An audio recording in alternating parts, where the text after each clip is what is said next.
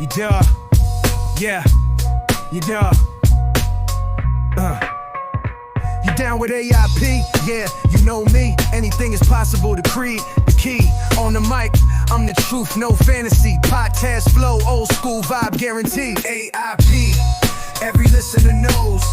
Breaking barriers, smashing the foes. Convos deeper than a philosopher's prose. We planting seeds, watch how it grows. Jumped on the beat like a classic cassette.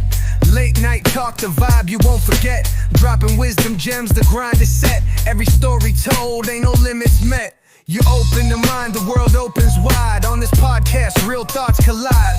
From the cooks in the kitchen to the suits we chide. Dreams get bigger when the truth's applied. Sip on success like it's poured in a mug. Real talk, no BS, no need for a shrug. In your ear like an anthem, snug as a hug. Tune in, feel the buzz, plug after plug. AIP, every listener knows. Breaking barriers, smashing the foes. Convos deeper than a philosopher's prose. We planting seeds, watch how it grows.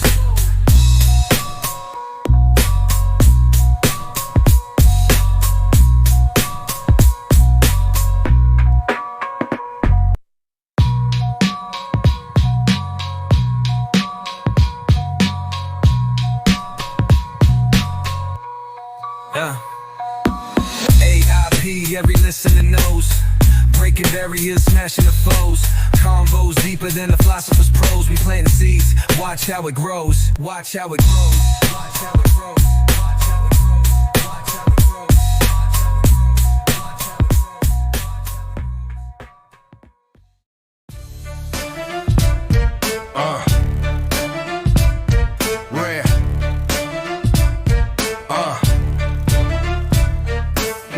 In the swamp where the secrets lay thick. Whispers in the shadows, they hit like a brick. Talking with the moon, got the stars in a twist. Truth or illusion, the facts get dismissed. Talking with conspiracy, whispers in the air. Truth in the trenches, but who really care? From the dirty south where the legends get made. Stories in the dark, watch the shadows parade. Slick tongues spin tales like a spider on a thread. Hood prophets preach knowledge while the streets stay fed. Voices echo deep where the rivers don't flow. Lost truths buried under where the cold winds blow. Heavy bass thump, got the block hypnotized. Mysteries unfold under blood red skies. Voices in the static, they creep through the scene. Street sermons build truths, but they cut like a guillotine. Talking with conspiracy, whispers in the air. Truth in the trenches, but who really care? From the dirty south where the legends get made. Stories in the dark, watch the shadows parade.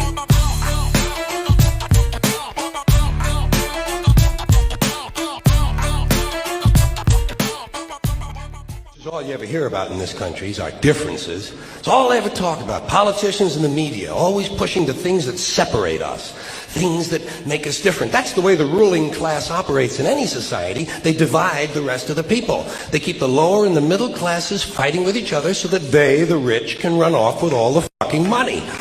Fairly simple thing. Fairly simple thing happens to work.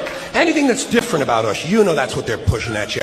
Racial differences, religious, ethnic, national backgrounds, jobs, income, education, social status, sexuality, anything they can do to keep us fighting with each other so that they can keep going to the bank. It's a big club, and you ain't in it.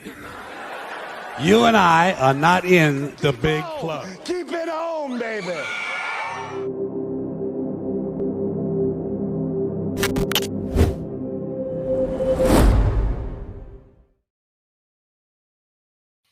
What's up, everybody? I'm back to another great show for another Talking with Conspiracy. We got our great friends. We got Brother Dave back and Mr. Jamie. What's up? What's up? I hope What's up? What's up? y'all like my little adjustments to the intro there. I've been playing with it.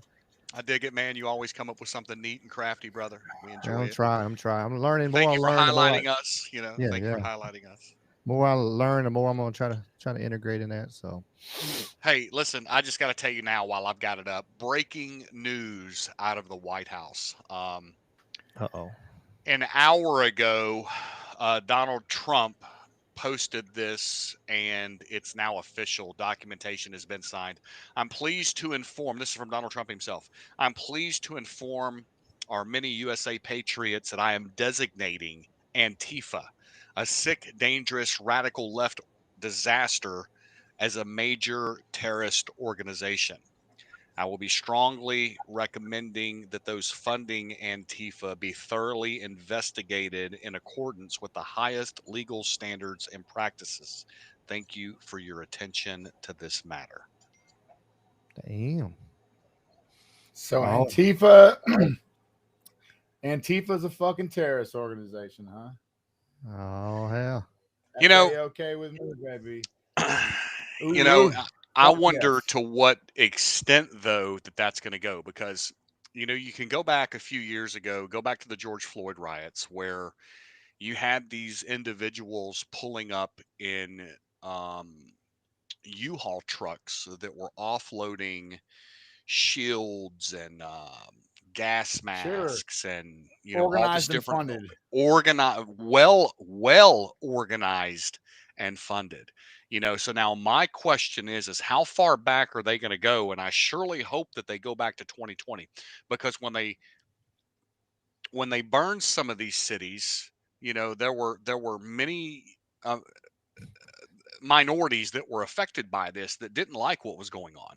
You know what I mean? And you can go back Sure. even further to that, and you can go back to Ferguson, Missouri, when there's actual video of two young black men that were confronting a Caucasian individual who had just set fire to the O'Reilly's business, and they confronted him in the back, and the dude there, that video exists, and he said, "Hey, get away from me, or this is going to be very bad for you."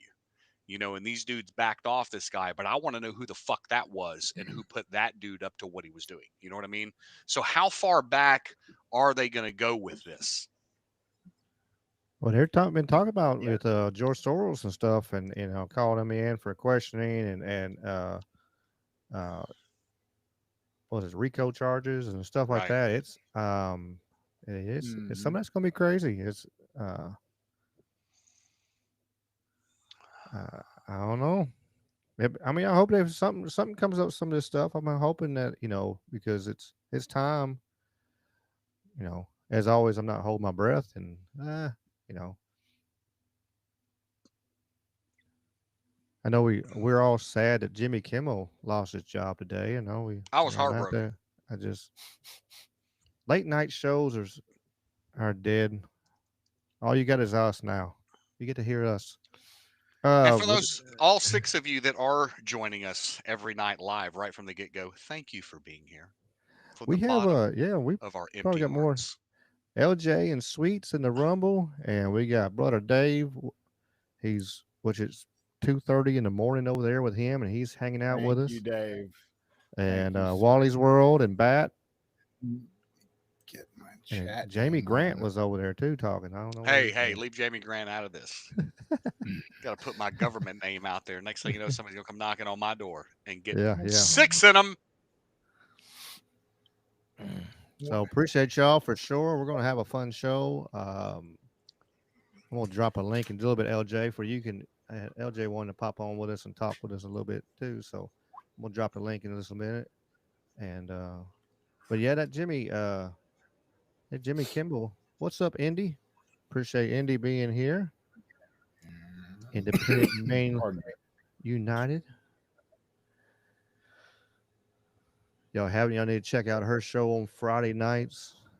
It's like 6 hours of half of it's music and half of it's discussion like we do. So they switch it back and forth each week. So sometimes the first part is music, sometimes the first part is talking and having discussion. So I know she'll drop her link in the. She'll take care of the links and stuff. Her and Sweets are great on that. Yeah, we got I think fun show is crazy. Some of the stuff I got, and then whatever y'all throw in too, for sure. It's always a group effort, and we got Trump over there walk around in England. Some first time stuff going on over there, and Kind of interesting, by the way, since you bring up walking. Okay. So for people that don't know the customs in different countries around the world, okay. First of all, when he's been, and it's been the same precedent in all these different countries that he's gone to. Okay, whether it's the Middle East or whether it's or just now that's happened in England, it's been the same thing. Typically, what happens, the leader of that country is who leads any parade of politicians out into the audience. Well, for the last year since DT has been in office, when he's been in the Middle East, especially the Saudis, the AEW, I'm sorry, I'm not AEW. Shit. United Arab Emirates, Wrestling. UAE. Thank you. UAE. Jesus Christ, I got wrestling on my mind. Anyway, They're on tonight. Words. AEW is on tonight. So Trump has walked out first and been the leader. Okay. That is not how this is supposed to work. You know what I mean? It's supposed to be the leader of that country walks out and then their guest comes out secondary. Okay. But Trump has been the lead in all of these. A lot of people took notice to it today on Twitter. I saw a bunch of people like, what's going on over there? I can't believe that they're letting Trump walk out first. Well, something's going on. You know what I mean? Something is going on, and I think that there are so many things that are happening right now that you can't exactly ignore it. You know what I mean?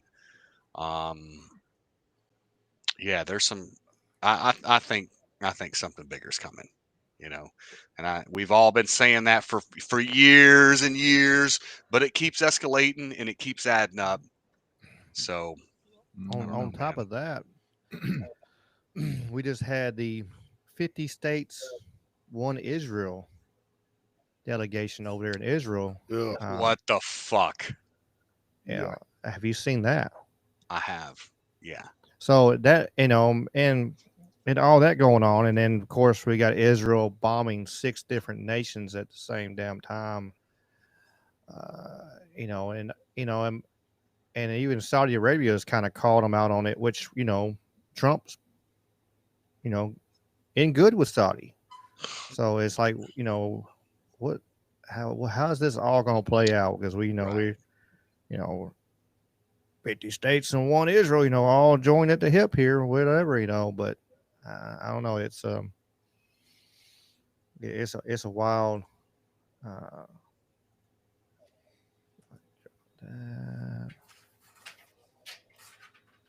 yeah, there's something going on. You know what I mean? Mm-hmm.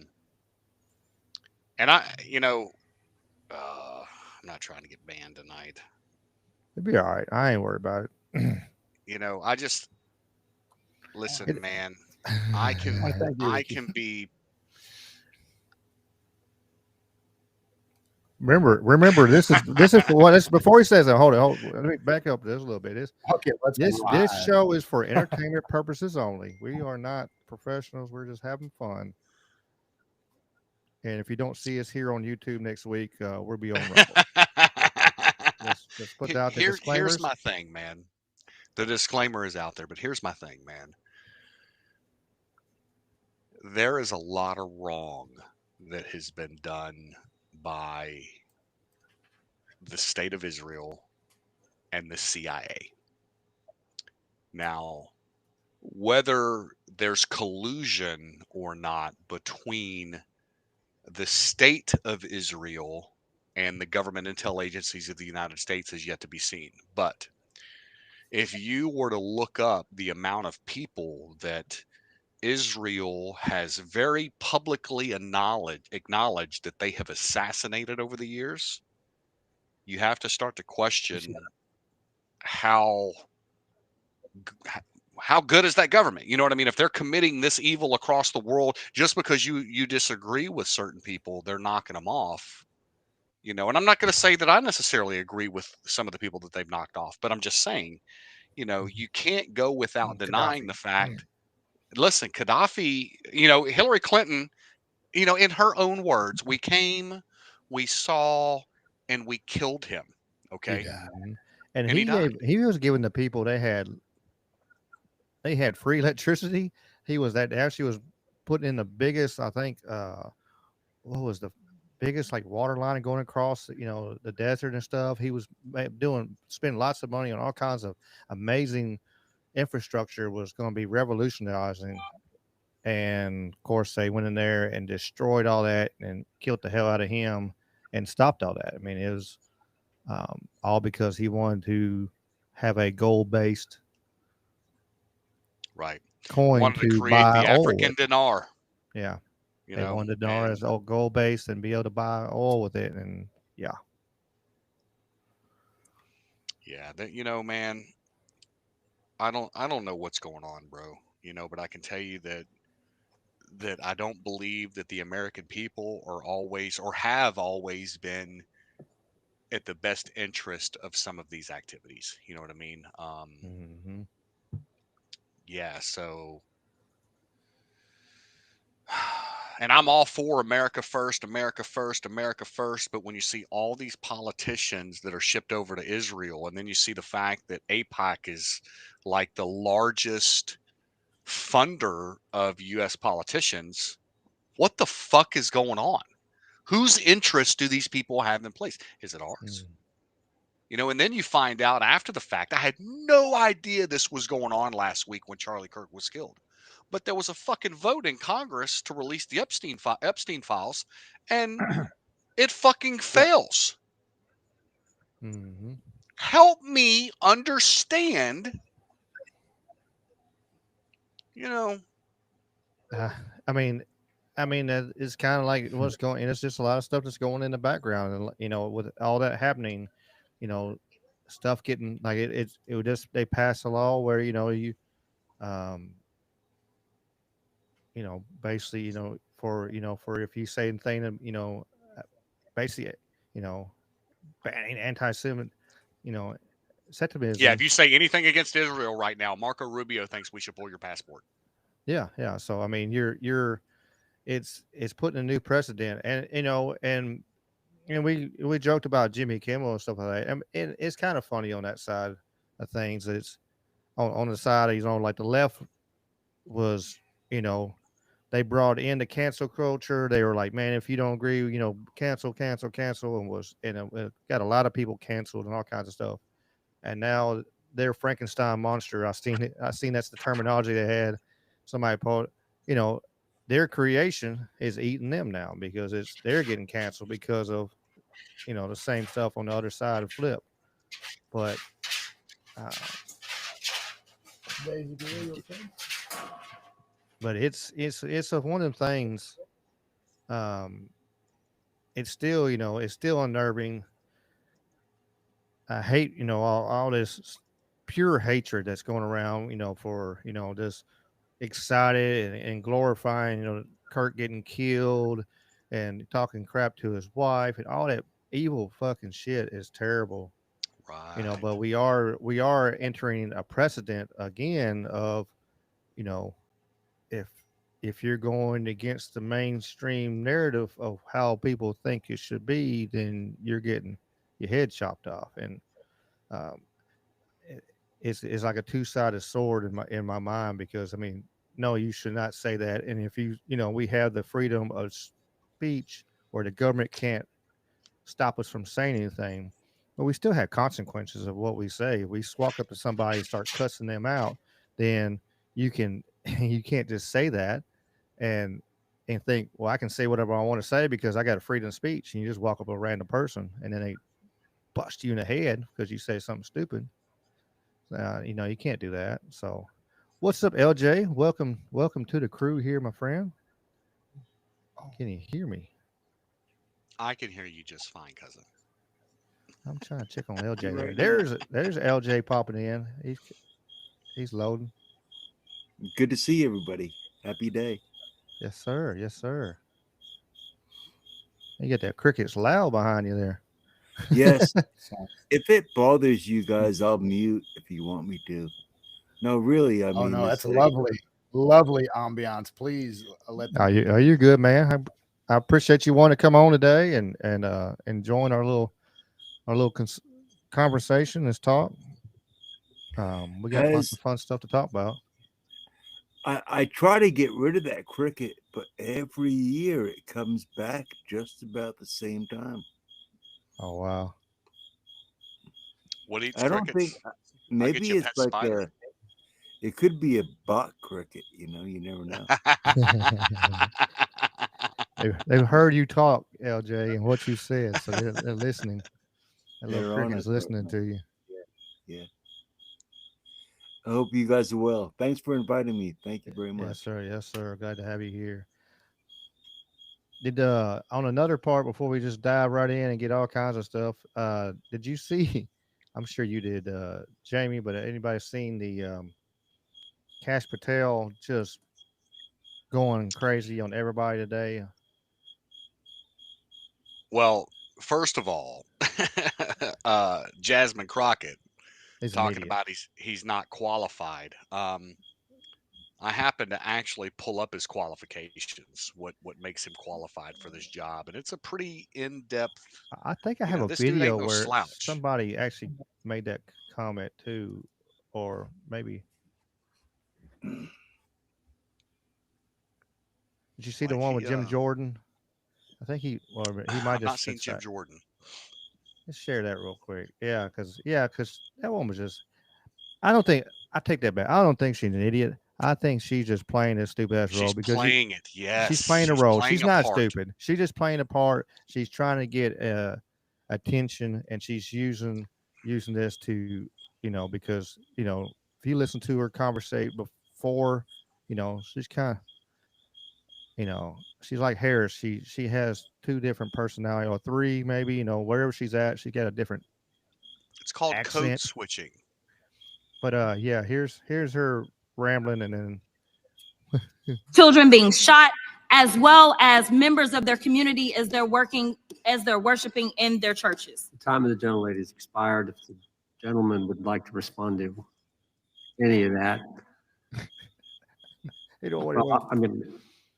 I'll respond. Cash Patel, as I said when I introduced him, public defender, former prosecutor, top staffer on the House Intelligence Committee, deputy director of national intelligence with the National Security Council, chief of staff at the Department of Defense, and FBI director. I think that's a pretty good resume for the guy who's now running the top law enforcement agency in our country.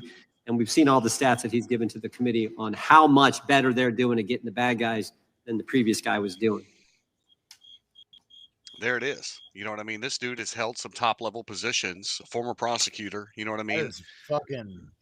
That is badass. Where are the Epstein files? I actually think that's a great question. These adults are acting like children in kindergarten. Some of them are now. And it's kind of like that woman with the Phillies thing. That ball is mine. That ball is mine. I think the whole world has gone crazy.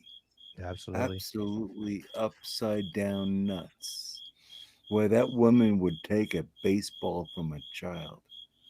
And she didn't even touch it. If you've watched videos, she didn't even have it in her hand. It landed in front of her, so she took it. She's like seemed she wanted to be able to casually step over the row in front of her on her own time. Obviously never been to a baseball game where you watch people fight over a freaking ball. Let me tell you, I can't think of the name of the stadium. It slips my mind right now. I've been to Phillies Stadium. I've been to Phillies. I mean, I've been there. And being from Brooklyn and from Philly, you just got to be careful because they have more people than we do. Philly's cool, though. Really, Philly is really cool. But not at the Giants call stadium. Karen? What do they call a Karen? A Karen? Why did they start calling them Karens? I don't know. I would probably guess that it went back to the very first woman that absolutely showed her ass, and she was probably a Caucasian woman named Karen. with a certain haircut. And it was with a certain haircut. Yeah. I have to say, I actually feel bad, but I do. What happened to this person's life now in the last week or a half, weeks that this has gone on? Oh, she's been run through the ringer, man. Like, oh yeah. There were stories that she got fired, but I don't think that's true. You know what I mean? But she was publicly outed. The story is that her neighbors kind of hounded her a little bit, but I'm sure it's settled down now. I mean, the reality is you can only be a bitch for so long. She acted like a total idiot. Mhm. And she took the ball from a kid. That's what killed the whole thing right there. I was like that guy that had he lost.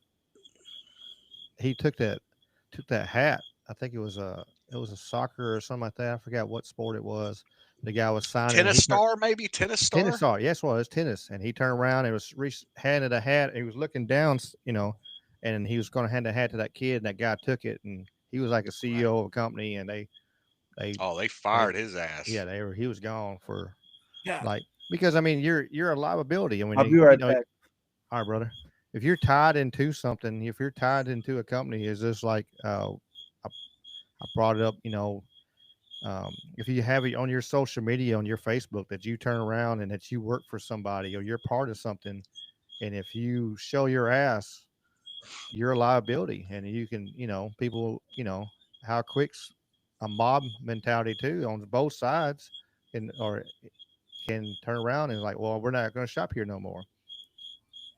Hey, you like Cracker Barrel? You don't change the sign and get rid of everything. Everybody had a fit and threw a damn tantrum. Well, I mean, they went through this whole era back, over the last 10 years where they canceled every black, not spokesman. What's the word I'm looking for? My God, Uncle Ben, Aunt Jemima. They went through and they canceled all these old school images, and like if you actually look up the story of Aunt Jemima, bro, that's an amazing story. This woman was put up on a pedestal where she went across the country earning, you know, if I'm not mistaken, back in the day, it was like hundreds of thousands of dollars, which is buku money today. But she made a healthy living telling her story about everything she had gone through and being a spokesman for freaking pancake company. You know what I mean? Got to pull Uncle Ben off. Can't have Uncle Ben on. The Land O'Lakes native Man, bro, I almost stopped buying Land of the Lakes because of that, but my alternative was a shit product. You know what I mean? But what a joke. You know what I mean? And the beautiful thing is the Redskins have, my understanding is that next season they're supposed to go back to the I think they're going back to the Redskins. For people that don't know, that Indian was, or Native American, I'm sorry, let me be politically correct, was a Blackfoot Indian who actually approved the image that they used. I'm looking it up right now just to make sure I have it right.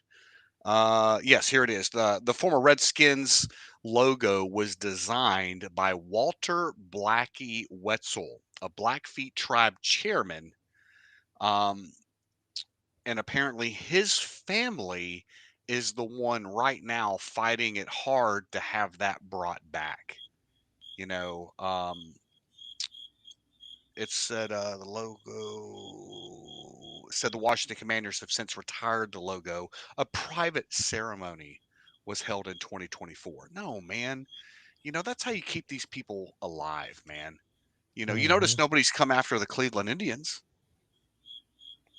It's just, well, gee whiz, it's hypocrisy the Cleveland Indians suck. Oh, the Cleveland Guardians. I'm sorry. They came after the Cleveland Indians. You know what I mean? But nobody's come out to try to bring that back. You know what I mean? And I just. Well, why don't they just come after the Yankees?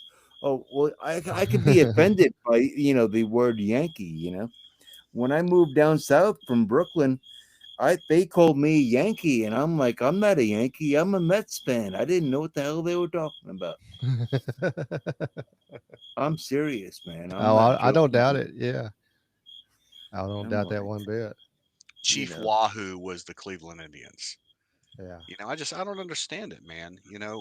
And everybody, and I see the shirts where, some grifter wears a Caucasian shirt, and they're like, would you support this team? I'm like, fuck yeah, I would. Nobody wants to get along. Yeah, let's get him on and something like that. Oh, Wow. y'all were bringing It's up the my Epstein list. I got a video talking about he was going back and forth. He was brought up on everything. Indy posted a thing. Short. I'll play it in a second. And is my cricket that loud?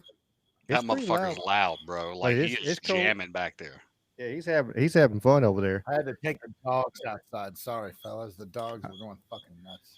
Oh, you're good, man. You're good. Y'all were asking about the Epstein list. Like, here's what he brought up right here. For what it's worth. 2005, because of the non-prosecution agreements and the court orders on the investigations and search warrants, we were not able to develop new information. And oh, by the way, Jeffrey Epstein was out for 12 years, and the Obama and Biden administration did nothing to look at his work, his pedophile network. If you want to blame me, that's fine. But now you're blaming the men and women who conducted this stop great that. search. I'm not blaming anybody other than you. You're not keeping your word. You said that you would release all of the materials Has under your anyone direct released control. more information on Epstein than I have?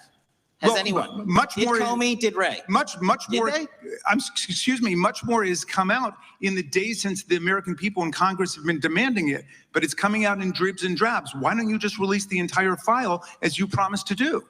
I literally just told you there are multiple federal court orders. I'm not going to break the law to satisfy your curiosity. You didn't join us when we filed court to release the court orders. You could have. You have lawyers. You could have shown up. You didn't do that. That's a tiny fraction of the material we're That talking is about. not. It is How a do you- tiny fraction. How do you know that? Have you seen No. everything? It's all misdirection. How do you know Time that? of the gentleman has expired. The gentleman from California. You know, sometimes I think that the reason that they've not completely come clean on the Epstein thing yet is because that there is an underlying measure that's taken place where whether it's blackmail of some of these other states to form some of these peace treaties that have happened, or whether it's open investigations that are potentially going to take down some of these people. I think that I want to believe that there's more to it than just we're not releasing the shit. You know what I mean? I want to believe that there's something else deeper going on. You know, Have you guys seen the birthday book yet? what's the birthday book? Oh my. So it's a very interesting thing. It's a collection of personal letters and notes to Jeffrey Epstein from a various who's who of important people back on one of his birthdays. So there's a Trump one. Trump wrote him a little goofy letter. Allegedly. But if you read it, sure. Allegedly, right. Allegedly. Keep us out of trouble. I mean, that's right. We're not doctors. So I'll read it though. I'll read this to you. Read it to us in your best DT. Oh, is there another way to read it? Of course. I was looking right, yeah. There we go. Let's zoom in here. So it's like this speech. It's back and forth. So when I talk normal, that's Epstein. So there must be more to life than having everything. Yes, there is, but I will not tell you what it is. Briefly, before we begin, can you see? That's what it looks like. Oh yeah, I've seen this and heard this. Yeah, Yes. Okay, yes. all right. So here we go. Yes, there is, but I won't tell you what it is, nor will I, since I also know what it is. We have certain things in common, Jeffrey. Yes, we do, come to think of it. Enigmas never age, if you noticed that. As a matter of fact, it was clear to me the last time I saw you. A pal is a wonderful thing. Happy birthday, and may every day be another wonderful secret. So that's the weirdest shit I've ever read in my life. I would like to know if it's true.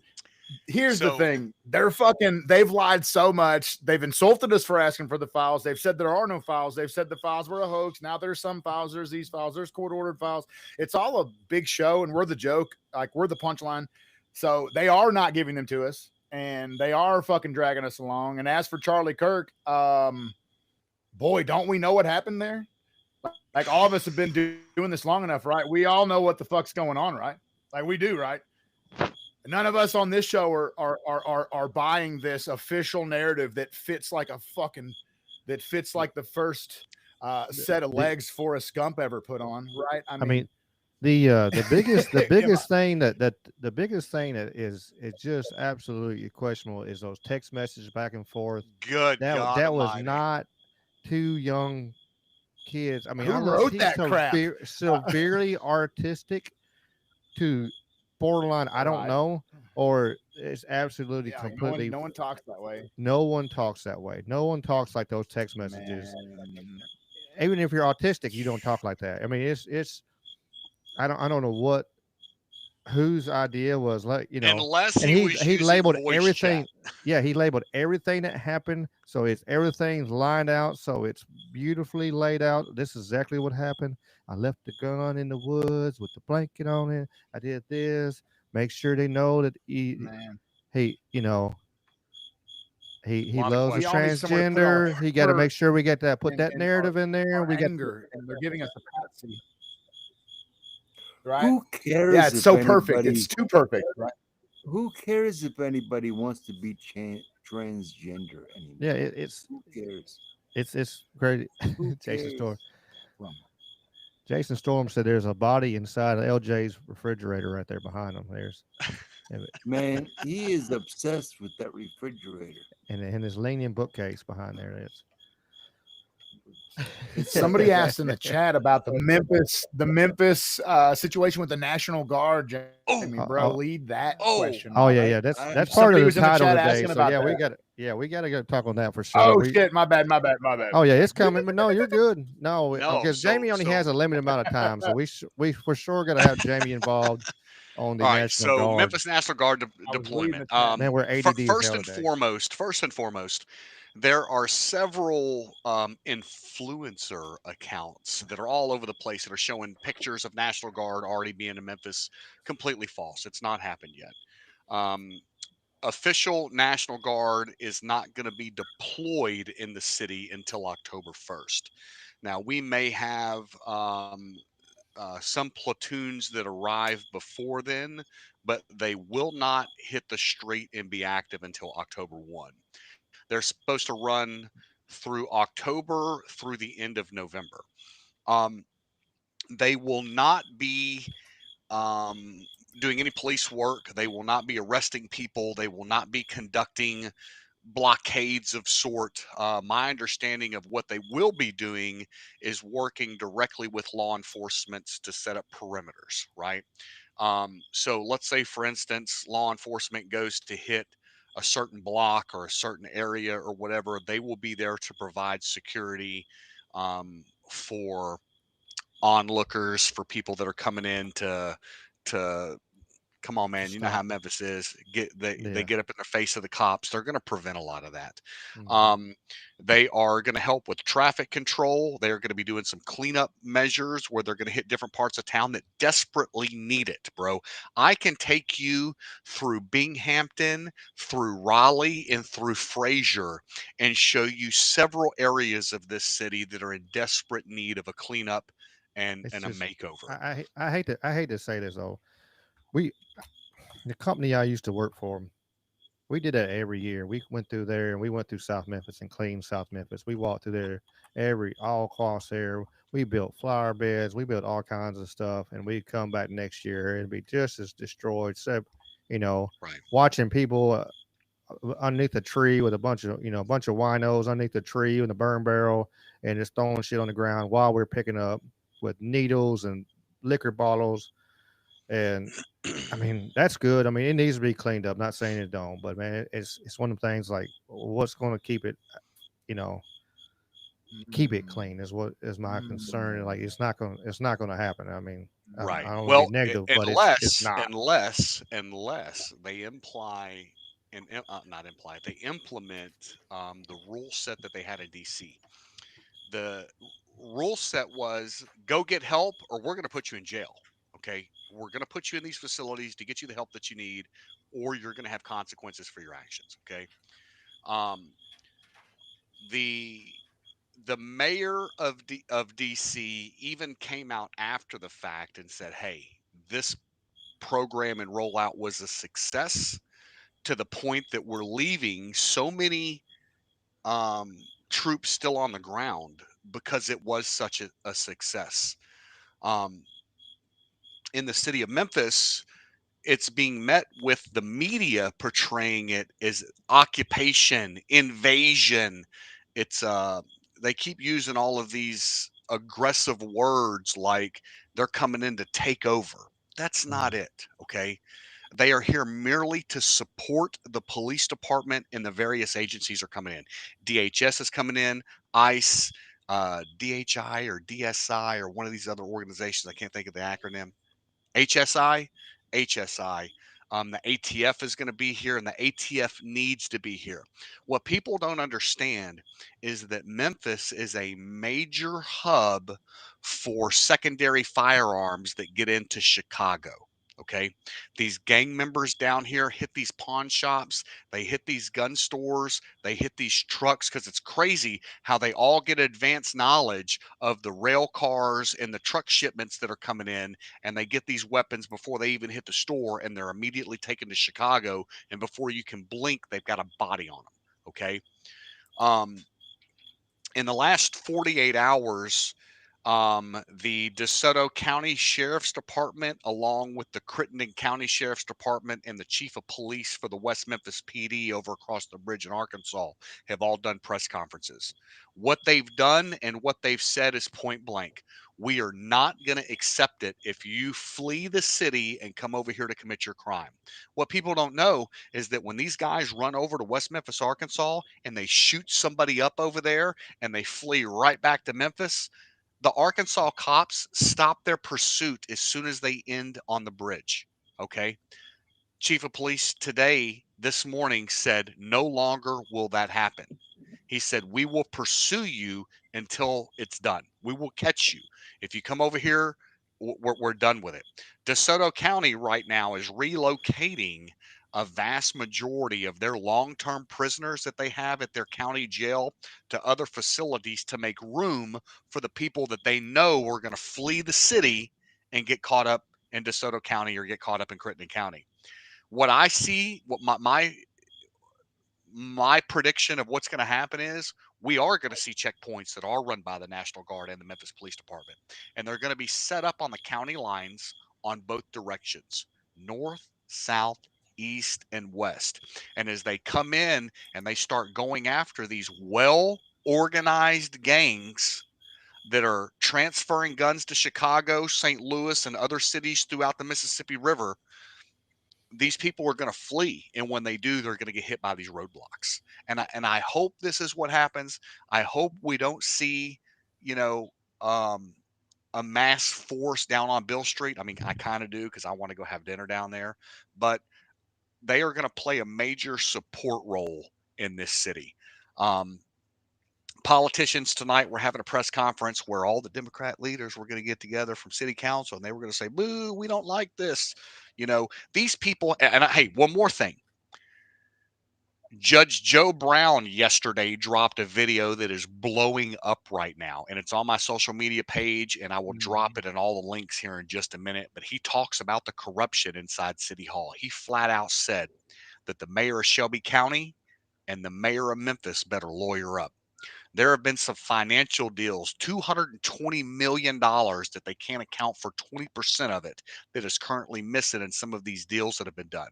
They talk about these land purchases that have happened that were way below value. Bro, the mayor of South Haven back in the day got jammed up on some shit like that. The guys that he was dealing with were selling all these parcels of property for way below value, and then this motherfucker was coming in and buying up a piece of property for 30 or 40 grand that was worth $250,000 or $300,000, and then turning around and immediately reselling it and turning it for a profit. Right? The same shit's going on in Memphis. I hope they go back to the fucking Boyd, City Councilman Boyd, Berlin Boyd, when that motherfucker cut the deal with the FedEx people for the Gibson building downtown and all the money that was involved in that. I hope they go after every single one of these people. The last mayor gave up 2 of our parks to a nonprofit organization to stop the Black Lives Matter movement from taking over, where Jefferson Park downtown and the park across, it's now Health Sciences Park across from the fucking hospital downtown, where what was the statue? What's his name? Nathan Bedford Forrest was buried at. Those two parks got turned over to a nonprofit, $1 million worth of property that got just turned over. Okay. And then you find out that a city council woman is brothers with the guy that runs the nonprofit. Bro, listen, this whole city is corrupt. The lie that they're telling that crime is down in Memphis is an absolute fucking joke. Blackwood News is this black cat in Memphis, man, that is a scanner chaser that runs around Memphis and catches great video of all the shit going on in this city. His feed is blowing up. And the beautiful part of this, while people try to divide this among racial lines, the people that follow his feed know exactly what's going on in this city because they see it. Kids are shooting kids every weekend. We're catching a body almost every day in this city. We're seeing armed groups of armed individuals that are ransacking stores on the regular and taking merchandise from them. You know, whether it be a department store, whether it be a mom and pop shop, whether it be a pawn shop where they're stealing fucking guns. Okay, it's happening on the regular. Nobody in this city has done. It's almost like they're intentionally doing this to drive the price of property down, while they raise the price of your taxes up, so that there's this flight out of the city. The amount of vacant properties in this city is unbelievable, bro. You know, I welcome the National Guard. I hope they come in and clean this fucking place up, because personally, as a dude that lives in Midtown and hears gunshots from my house almost every single fucking night, I hope some change comes in, bro. I hope they use every bit of their surveillance technology and their intel services to go locate these gang members and put these motherfuckers through the ringer. You keep seeing these kids, I tell you, 16, 17, 18 years old that have been run in and out of the system a dozen different times, and they keep putting them back out on the street. And then when they go catch a body, they're like, well, we had great hopes for the kid. We were hoping he was going to do this. There's a fucking established pattern here that nobody wants to acknowledge is there, you know? So Memphis, support your troops while they're here, man. If you work for an establishment that is giving these guys free meals when they're in town, I applaud you. You know, as much as I hate to say it to the pony, thank you for letting them dudes come in and see a free show on the weekends. You know what I mean?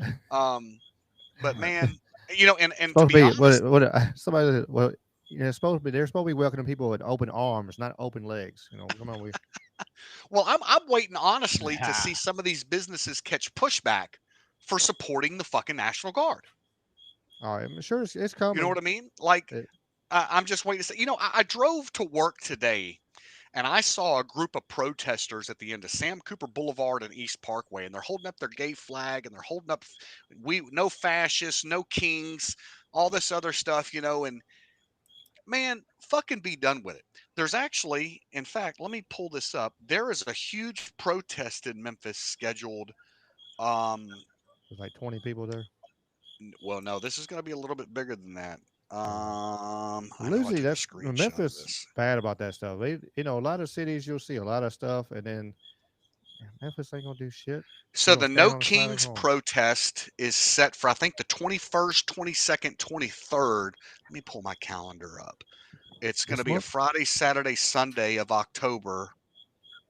No, it's going to be 24, 25, 26. The No Kings is having another protest in Memphis.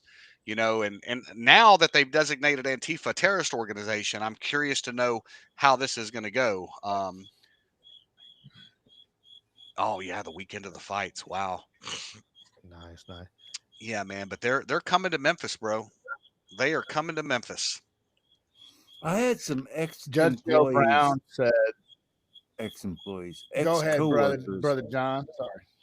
Well, about 10 years or so ago here in Asheville, or maybe even more than that, but they were getting rid of all the manufacturing. It was like 2008 when the stock market really dropped.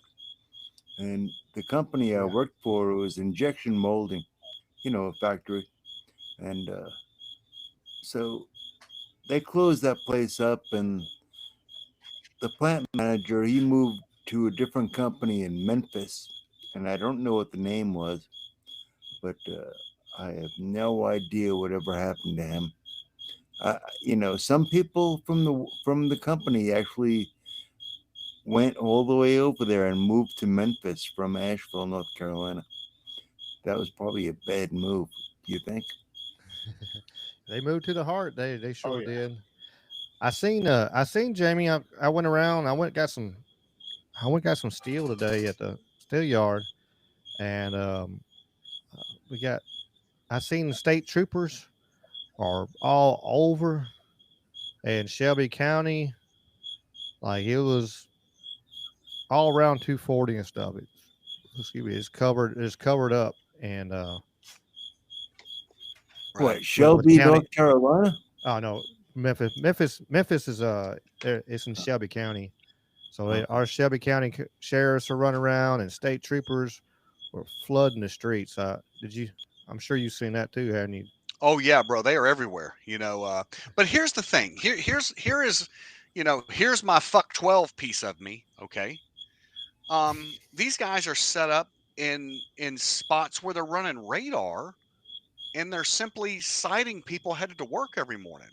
Bro, I need these motherfuckers out there at 10 o'clock at night when the thugs are wreaking havoc in this city. You know what I mean? Not set up in rush hour traffic from 7 a.m. to 9 a.m. or 10 a.m. or in the afternoon commute from 3 to 6. I need you out there when it fucking matters. You know what I mean? And Yeah. also, I've got the dates wrong. The No Kings protest, the big resistance fest in Memphis, is Mhm. October 17 through 19. And check this out. Here's the reading. I'm going to read this to you. Memphis has always been on the front lines of democracy and justice. Now, with Trump's executive order federalizing law enforcement here and deploying the National Guard into our city, Memphis has become the testing ground for authoritarian power. That's why our response will be bigger, deeper, and more rooted in community than a single protest.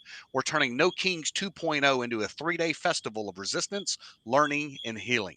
The schedule: Friday, October 17, the Tech In. We begin with an educational evening designed to equip both new and veteran democracy defenders. Through speakers, workshop, and dialogue, we'll strengthen our collective understanding of the threats we face, and the tools we have to fight back. More information to come soon. Saturday, October 18, mass mobilization. The green space at Poplar and Highland, right down the road from where I live, will be the centerpiece as Memphis joins National Day of Action with a festival style protest. Expect powerful speakers, music, art, and collective action that sends one clear message: America has no kings. While Trump tries to occupy our city, we will fill it with joy, resistance, and people power. And then on Sunday, they're calling it Healing Day. Movements are not just built on resistance, but on resilience. On Sunday, we gather for community, mental health, and well being.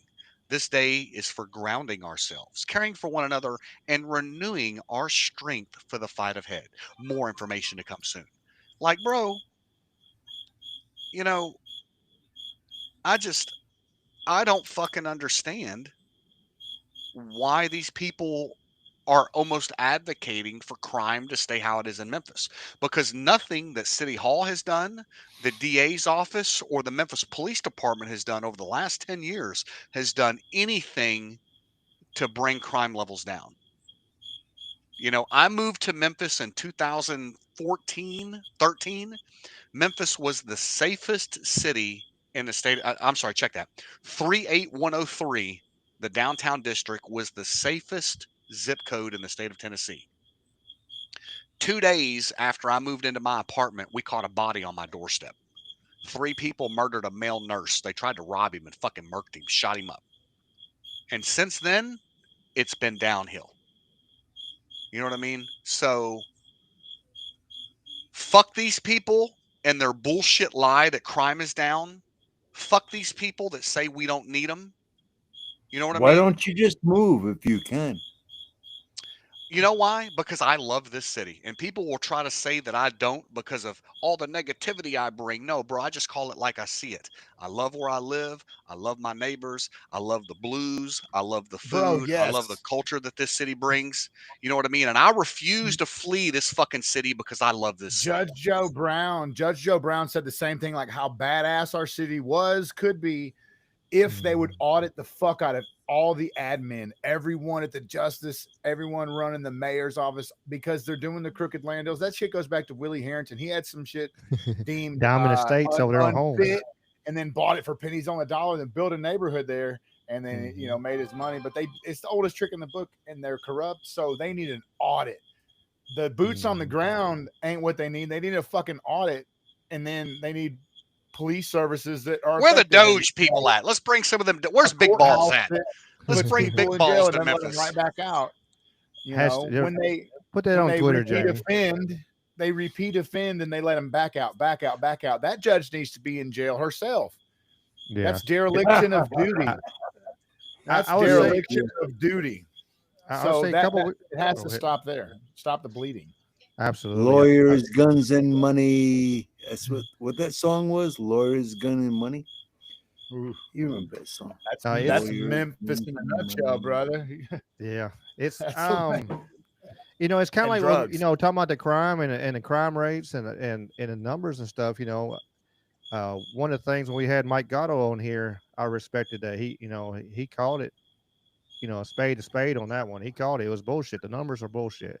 It's easy to manipulate them because you got to actually prosecute people to actually get a number, and you got to go all these down. He was talking about it when he was on here. And if you go back and listen to, I actually, if you go back and, not right now, of course, but, later in the, later down the road, you can listen to it. I actually broke it down and made a video just that I cut it out in just the Mike Gatto's section.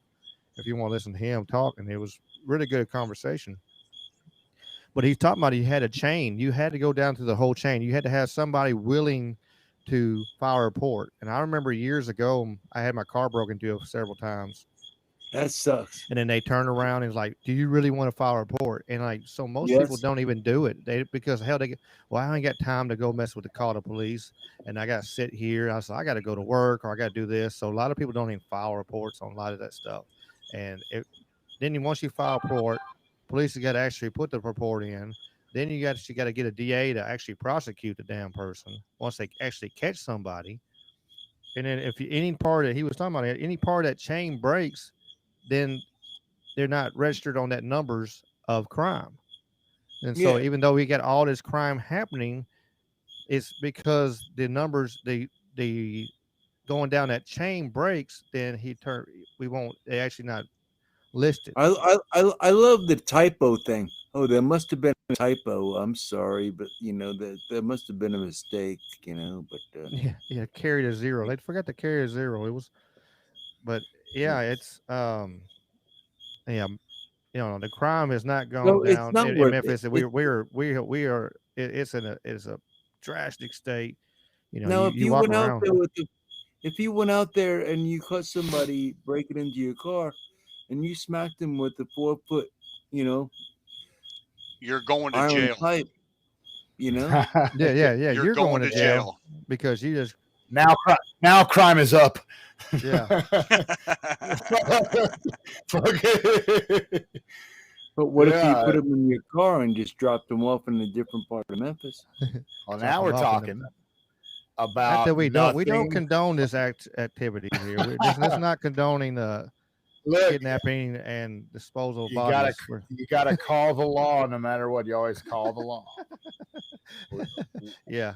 Quotation. And this is not medical advice or financial advice. That's definitely not financial advice. Look in my eyes. I am not lying to you. Chop. Fucking Memphis. Yeah, so we want the audit. We want the audit, man. That's what Judge Joe Brown was talking about. That's the only long-term fix. And then Did in the you meantime, watch that video, bro? That'll be cool too. I watched the whole thing, man. I devoured it, bro. Yes, for sure. Judge Joe Brown has been spitting this shit for fucking 5 or 6 years straight. You know what I mean? That's crazy, bro. I did not know that. He's so so based, and I was just entranced. I was like, this fucking dude is spilling all the goods. He knows where all the bodies are buried. He does. And he makes a comment, bro. He made a comment on Twitter tonight. So I don't know if people are aware of this, but he was the final judge that sat on the James Earl Ray case. Okay. Right. For Martin Luther King assassination. That's right. Martin Luther King assassination. and he made a fucking Facebook post. Or I'm sorry, check that, a Twitter post earlier this year where he laid out all of the discrepancies that he found in the weapon that was used. Okay. So he basically calls out that, hey, the weapon did not belong to him. It was traced back to the FBI. That, oh God, I get goosebumps, bro. Holy shit. Like, he talks about just everything that was wrong with this case, right? Then yesterday he posted on Facebook, or maybe it was Twitter again, and he talked about, he made a comment where they've already come for my life once. You know what I mean? And it made me go, whoa, what? You know, Judge listen, if Joe? Judge Joe Brown. So a lot of people Yeah. don't know Judge Joe Brown was District 7 fucking criminal, like legit criminal judge in the state of Tennessee, son. He saw the major cases. You know what I'm saying? He's not just a TV judge. You know what I'm saying? He was the real deal criminal, Yeah, big time judge in Memphis. He's not a judge to mess with. Yeah, he's a real deal sealer mill. Right. You know, and if you don't follow him, I urge every single one of you to get online and follow this man, because just like Ricky Pike said, he knows where the bodies are buried. He's got every piece of dirt on every one of these people, man, and he's been calling them out. He's been calling out the Obamas since the day that fucking Barack How ran come for he ain't dead office. yet? How Bro, come Judge Joe Brown ain't dead yet? that's a great question. That's a great He question. might have And enough I hope leverage to that keep never himself. happens. Yeah. You know, because he is one of the truth speakers of this state right now, that, or of this city right now, that is the only person throwing it out there. You know what I mean? They seem to like to kill people off. So, I mean, No, and you're not wrong. Anybody that comes out against, you know, I don't want to say the state, but the cabal, you know, gets fucking offed. You know, let me see if I can find that tweet from him. yeah, what's the MLK good word? is such an old case that, it's just old crazy Joe talking now. They can kind of let it slide. Like, once a conspiracy's 50 years, 60 years old, it's dusty. Like, they'll start letting you know. Like with JFK, they basically told us the only reason we ever redacted anything was to hide the fact that Shmishmashmel, Yisrael, was involved. And so, like, oh, shit, okay. So that, you know, he can spill the beans now on some of that old stuff, and they're like, yeah, whatever. What are you going to do about it? Who cares? Yeah, it's like me. I'm 61 years old. Who the hell cares what I say anymore? You know, I ain't gonna do anything. You know, it's like an old fart. There's so many of us saying so many things. To a large degree, it doesn't even matter because everything's being said every which way, and it's like we drown in information before we find the truth, you know? Oh, yeah, absolutely. Well, that's why I kind of laugh at a lot of this stuff, because I like to think that most of us all know that it's all like a dog and pony show, but yet we still have these shows about this crap, you know? I mean, they're going to do whatever the freak they're going to do. They are. It doesn't matter what we do or say. That's what I think, anyway. To a point where, especially, but if we sit back and not speak about this and have a conversation about this and get more people involved in talking about this kind of stuff, then yeah, they sure enough going to just go run wild. But especially the last few years, I think there's more and more people talking about it. There's more and more channels popping up.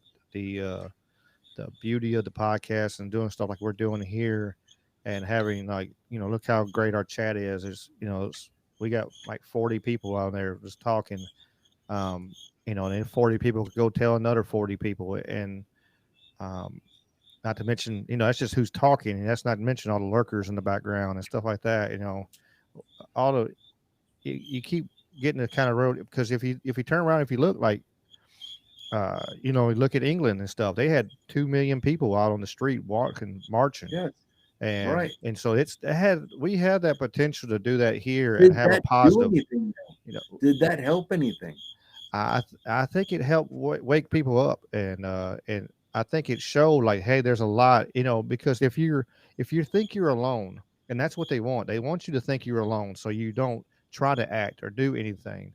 So if you see that, hey, there's millions of people that think the same way as I do, maybe that gives you hope, and then you can turn around and actually, and okay, let me do it, and then so it gives people motivation, and especially with everything happening with Charlie Kirk, it's really motivated a lot of people. Like, hey, look, we need to be vocal. We need to let people know. We need to have a conversation because, without conversation, we're doomed. We have to have conversation, have people different ideas and different points of view. No Come one across. needs to die over freedom of No. speech. Yeah. The man, I did not follow him. I knew who he was, but nobody needs to die over what people say. No, That would and I told a lot. I mean, I didn't agree with everything he said. I mean, I don't agree with everything anybody says. But but yeah, he didn't. He did. You know, a lot of even a lot of left. I got some videos. Bill Maher was actually kind of praising him a little bit. I got a video that was pretty cool. I'll show him a little bit. And he did. He. If you listen to some of the videos, you've seen him turn around like you could have an atheist in front of him or just far left thinking, and he would tell the crowd like, calm down, let him speak, let him put his point of view. He would want them to let them have a voice too, and let them have a moment to put their thoughts and let people hear. uh but it's So what's worse right now? Charlie Kirk getting assassinated? That's one person dying. Or let's say a bunch of bombs going off in Gaza and 1,000 people dying. Which one is worse? Charlie Kirk is going to get more airwaves, more time on the air instead of the Gaza. Death is death. Death is terrible, no matter what side you're looking at. If it's terrible with 1,000 people, and it's terrible. I don't follow the Israel thing. But the only positive thing on Charlie was it's opened up a lot of seeds. It was it's talking about, you took out, like I seen somebody talking about, it was quoting scripture, was talking about like if you take away one seed and then millions blossom, and it really has. It kind of seemed that way. I'm gonna tell you something, and I don't mean any offense, Little John, but that's a gross question, and I'll tell you why. Because it's not which one's worse, because the same country is responsible for both when you look at it. And as soon as Kirk started talking about that country, they JFK'd him in similar fashion and for the exact same reason, because they never had to register, right? They never had to register. Why? It is weird. It is weird that all that there, because because certain people, like within 20 minutes, Kirk was offered $150 million to be a more Zionist. I heard that was fake today. Well, even if it wasn't, he was pretty Zionist already, but then he started waking up and he started asking Ben Shapiro, we question COVID, we question lockdowns, vaccines. Why don't we question Israel? And if you just look at Shapiro's face, you should have known you're a fucking dead man, was the look. The look he gave him was like, you're through. And it was there was pity in it even.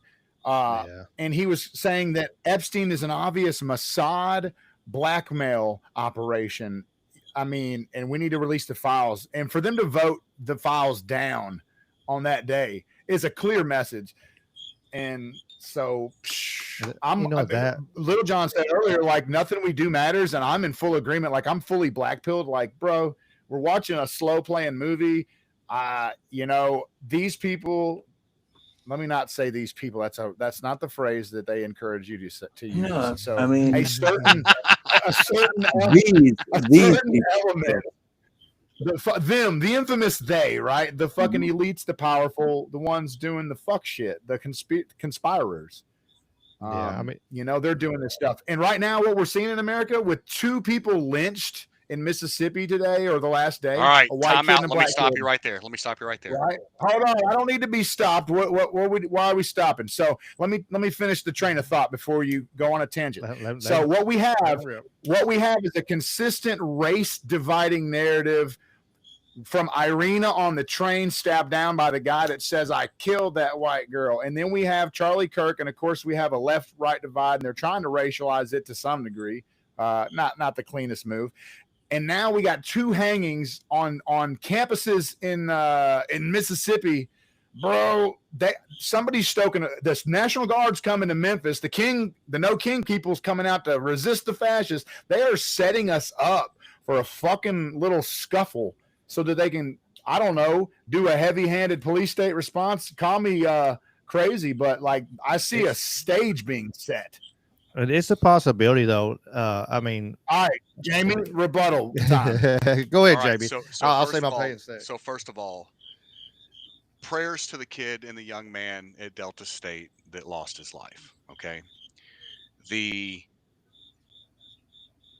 chief of police and the coroner came out yesterday to dismiss the rumors that the kid had a broken bones and that the kid was assaulted in any way. This has been ruled a suicide. The chief of police and the coroner, along with one of the investigators that's investigating this, are all black. Okay, they said this isn't true. This narrative is not true. Okay, not true at all. The other kid that this story is spreading and that they're showing a photo of that was also hung on a campus is not black. He's a white guy, apparently a homeless guy that was hung as well. Nobody knows the story behind that because they're not releasing any information on that. The other story has been debunked by a black chief of police, a black coroner, 3 of the 5 people on the city board are all African American. So to be clear, when you say debunked, you don't mean that didn't find a black body hanging from a tree. You mean that he put himself there. That's what you're saying. Right. But it wasn't a murder. It wasn't a lynching. Is what right. You're saying. And they keep saying, and even you used the word as well, lynching. It was not a lynching. The man committed suicide. Did I use the word lynching? You did. I'm not mad man, at you. I shouldn't have used that word with the hard CH at the end and everything. But what happened is, listen, this young man took his life. You know what I mean? Man. And people are trying to turn it into way more than it is. You know, they are. They are saying it's a complete cover up. Get in the chats and they're like, "This is bullshit." The other piece of this, though, hold on, Dave, because the other piece of this is not only are they bringing up that case, they're bringing up the young man. Or I'm sorry, he's a 37-year-old man or 36-year-old man that was also hung, and they're using an image from a man that was killed in that was brutally shot. They're using somebody else's image to stir the pot with this, okay? And for the last 48 hours, I had to do a lot of digging on this, man. And the image is fake. This person was killed in some other kind of violence, where he was shot. And they're using a fake image and a fake narrative to make it look like 2 black men were strung up and hung in Mississippi, and it's not fucking true. It sure was presented that way, and it sure is having the effect of stirring the pot, whether it's true or not. And the point remains that there's actually a phrase going around, black fatigue. I prefer ghetto fatigue, like the guy on the I'm 6'8" account says, because I got a lot of black friends that aren't ratchet, right? So, but this ghetto fatigue phenomenon is going on. There's just this stark divide. I'm telling you guys, they're setting us up to, well, what does the opening monologue on our show say? They want to divide us every way they can. And I swear they want another Floyd moment where we just are at each other's throats. They're trying to get us there. And when I say they, I mean, it was the same way under Trump's last presidency. Why wouldn't they do it again? The left gets wild when they don't have power. They start bucking. So that keep us divided. They see a lot of stuff coming around, and you see a lot of people coming together, and and they're always. We've called this out a bunch of times on this show in this last over a year and a half now, and it's they use situations, they manipulate situations like some kind of tragedy, and just run with it, you know. And the bad thing is because of social media and everything else, they want to be the first one too on the other side of the news. They want to be the first one to break in story, and they never. It's always wrong every time. Whatever the breaking story they said, it's all bullshit. It's always wrong. Then they got to come back. They never go back and go, well, we were wrong here, but they just start throwing more facts. So it throws so much information out there. Like if you heard just that first part, well, that's what you're going around telling people. And if you heard the second part, then that's what you're going around telling people. You know, and none of us are fucking true. But they use these situations. They use these situations to actually keep us. I do agree. I believe they use these situations to keep us divided, because you know our people together is strong. And you know, if we look past our differences, our racial differences, or whatever, you know, instead of looking at race, that we're all human beings and we're all, you know, we cut each other. You know, it's blood. Red blood comes out of us, no matter what it is. And you know, we got to stop this, you know, insanity of fighting each other over these differences. You know, and coming together to fight to who the ones are actually the ones that's we are all human. We are Yes. all human. You know, and Charlie Kirk brought up something in one of his lectures where he talked about race is a social construct. You know, where we have been trained to look at the race of a person instead of us as humans. Let me tell you, two dogs that get together, it doesn't matter what color that dog is. Those dogs play together and they jam together, you know, unless the motherfucker's just been trained to be an evil dog, you know what I mean? And then the dog Right. hates everybody. And they come in all colors and all sizes, just like humans that have been trained and conditioned to just be evil. Okay. But Mhm. you take a black baby, a white baby, a brown baby, a yellow baby, and you put them in a crib together, those kids don't know any different than to play with each other. You know what I mean? So Mhm. this idea of us versus them, or you know, black versus white, or it has to stop. You know, the media for the first year after COVID became a thing, talked about all this white on Asian violence. White on Asian violence. And they tried to make it look like white supremacy was taking over the Asian hate game. You know what I mean? But the reality was it was completely different. You know, you had a bunch of other minorities that were We won't attacking say what Asians. was really going on. It was also fucked up, but we got quiet once we learned what was really happening. Right. You know what I mean? Oh, But it has to, this game that the media plays, there has to be accountability at some point. You know what I mean? At some point, the US media and these fucking TikTok stars that push these false narratives have to be held accountable for their bullshit. Hey, speaking of that, just a slide tangent there. Did you see who owns TikTok now? Dude, that cone head looking motherfucker, bro, he's an alien. He's an Yeah, alien. yeah. 80% it is government. TikTok is now government controlled, and it is has Jewish ownership now. The Israeli state, you can't say Jewish. Okay, it's the Israeli state. The people that are Jewish have it. You know, it's okay on that one. I'm not calling them out. I'm just saying this is what they are. are the people who run the state of Israel Are the people that run the state of Israel Jewish? Mexicans? That's when you get, start asking questions. Hey, listen, I got a lot of questions about what goes on inside the Vatican, bro. It's its own fucking city, its own fortress, its own military, its own little SWAT team. Hey, You know what I mean? The Vatican Jesuits. Still the same group running that, brother. Yeah. The Vatican does not want people to have walls, but yet the Vatican is all walled in. Right. That's right. Who else has that same exact mindset? Another little nation state over there that's got like, hey, we want you to have multiculturalism and diversity is your strength. And here's transgenderism and a bunch of other queer stuff and liberal communism, but also support us, evangelical Christian American Republicans. Like the Vatican has one of the most powerful telescopes in the world. They're Yes. watching. I really need to shut. The name of the telescope in the Vatican is Lucifer. I know. It's a craziest good- thing ever. Stop, no doubt, dude, stop it, no stop it. lie. If you look it up, if you think I'm lying in the chat, whatever, that's why one of the most powerful telescopes in the world is at the Vatican, is there, and the name of it is Lucifer. They know things, Ricky. They know things. Lucifer, the word in the word Lucifer means the light bearer. The So more maybe that's what it is.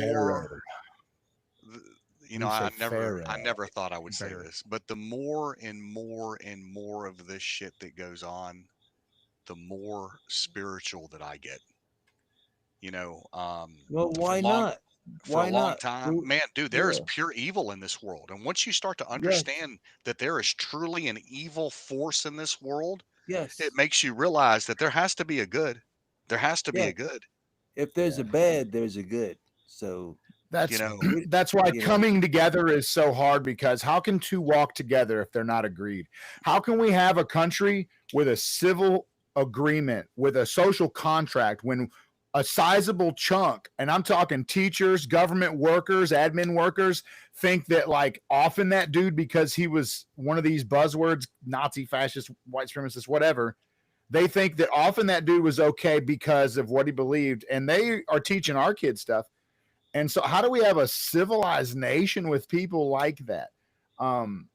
That's why one of the founders said this government is worthless at governing anybody except for a religious people. And people want to take God out of the equation. I was talking with somebody the other day. Where do you think your rights come from? A benevolent government? A piece of paper with dead guys' signatures on it? Nah, motherfucker. A sacred document that we call the supreme law of the land that says these unalienable rights come from God, our creator. And if we lose sight of that, then we don't have rights. We have privileges, ever diminishing, right? And that's where we're at. We're in the kettle. We're the frogs. They're turning the temperature up. Some frogs are asleep. Some of us are awake. I'm through waking up frogs, though, frankly. I'm almost over that part of my life. You know what I'm saying? Like, you don't wake. If you're not awake, not right now, then waking you would be a waste of a resource, like to catch you up on what, I mean, people are gone. People are fucking gone. No regard for life. They celebrate death. It's a death cult. I mean, that's what we're facing, some sickos, bro. We are in, and it's because we've allowed the Marxism to entrench itself for the last 80 years. Samuel, like the boomers fucking failed us. Do you understand? It's like almost every other week or every other month I hear, oh, did you hear that? Oh, David passed away, or did you hear this person passed away?